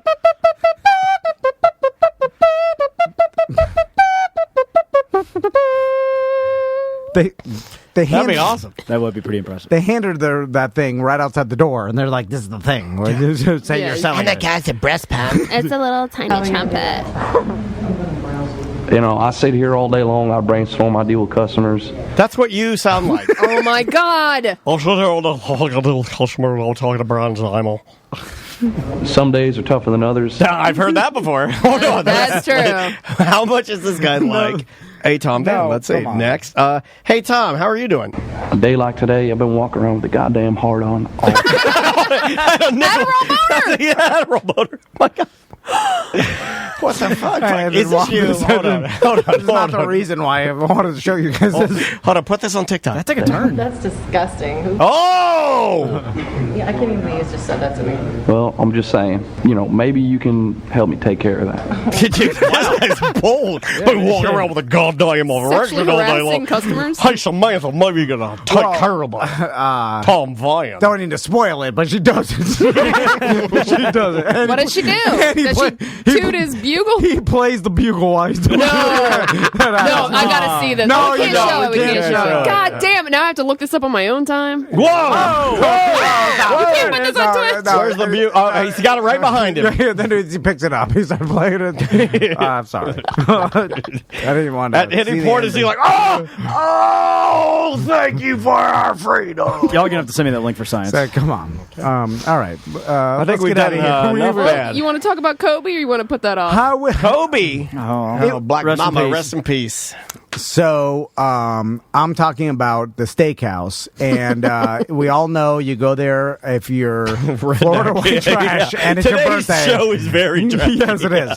And you go to Kobe because you're like, it's my birthday. I asked to go to Kobe all the Fancy- time. Andrew will not let me. I haven't been in so I asked to go all the time. And so, That means you're a good person. not all of the chefs that actually put on the performance or whatever. We have a BDM that's a chef. Yeah, He's but Puerto Rican. Yes, they're not all Asian, Yeah. right? So My brother used to work there. He's white. Yeah.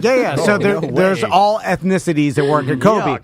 But all of them, and me and Daniel have talked about this before, they tend, maybe not 100% or not over the top, but they talk with a tiny bit of an Asian yeah, they accent. do. They're told to do that. Yeah. Okay, well, that's what I want to ask you.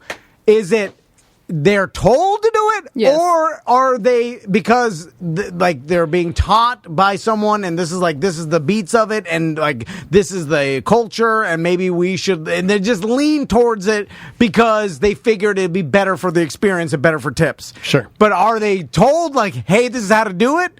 You talk like this with the Asian accent, or do they just lean towards it because of better tips, or they think they're going to get better? Dude, that's the guy that now we do have a listener. Hopefully he hears this. I wish this were earlier on in the show because it may be like a month before he gets back to me. But we have a listener. He's a BDM. He is I believe you pronounce it, teppanyaki chef. Yeah. That's what he does. And he's done it for a while. He is Puerto Rican. And he made jokes with me about how he puts on a little bit. Yeah. And now I didn't go as far as to ask him if he does the voice and all. That, pardon me, would be weird. Almost had another Yeah, you did. sneak. Yeah. That would be weird, and I think it would be racist. Yeah. But well, that's what But I can understand why, because every time I've been there, if I have had a truly, just from what I understand of what Asian people look like, I look at him and I think the guy's an Asian guy, he will do the stereotypical full put on. Nah. Which I can only look at your patrons, so that's what we want. Yeah, but swamp people. It's Asian blackface, right? That's what it is. Yeah. I mean, when you're That's there cultural doing a whole appropriation. Hong Kong Fooey, I mean, you're doing the thing. So that I'm just wondering if there's like some sort of in the training. There's like, hey, this is how you got to talk or whatever, and then you're practicing that. I just want to know that, like, because the awkwardness of that conversation of like someone at a workplace environment teaching someone else to do that.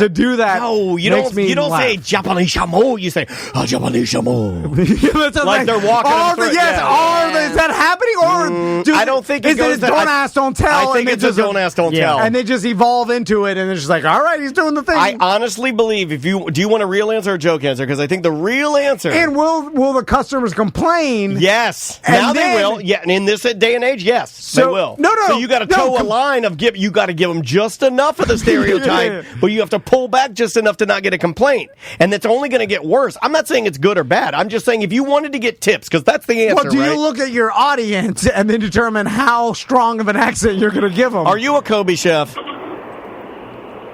Hey. Are you a Kobe chef? The hell? Who's this? Who is this? Oh, my name is John. I'm a BDM. I was just wondering if you guys were doing the show today because we can't get you on the Twitch stream. No show today. Yeah, I'm not doing it today. We're just doing some work. I'm raking some leaves. Yeah, Tom's here raking leaves, and you're not gonna believe this, but Butler basically gave his 2 weeks. Yeah. He's going to work for Bubba the Love Sponge. Well, I'm not joking, career man. he had, I guess. No, I'm not joking. Seriously, you're going to hear about this. It's going to be big news. All right, sir. We're the show's. We're doing done. the show. We're almost done. We're done. You're in the middle of Dump 'em Where Out. have you been? You're It the started last. at noon. You're the last thing of the show. Yeah, tell us about your life. I'll tell you about my life. Well, I met Drunky one time at Bill's Car Wash long ago. At Bill's Car Wash. Was he riding the car through the car wash? Because some say that's his crowning moment. Oh, yeah. And then what else was there? Live in Boston and work for a large airline up here. And I grew Wait a up in minute. Oswald. Is it Delta? Because I'm flying on Delta soon. Give me some free shit. No, it's American, but thanks for playing. All right, I'm all about the free next time shit. I can hit you with the upgrade next time, bud. All right. Take care, man. Thanks for listening. All right, brother. Thanks. Have a good guy. You too, man. Have a great weekend, okay? Thanks. This show has made us look very unfortunate. Trashy? Trashy. Started out with our boss telling us he's accidentally high. Yeah. This whole thing. Yeah, we got 10,000 goddamn views on TikTok, so it's worth something I'm today. just glad I finally got that monkey off my back about the Diet Pepsi thing.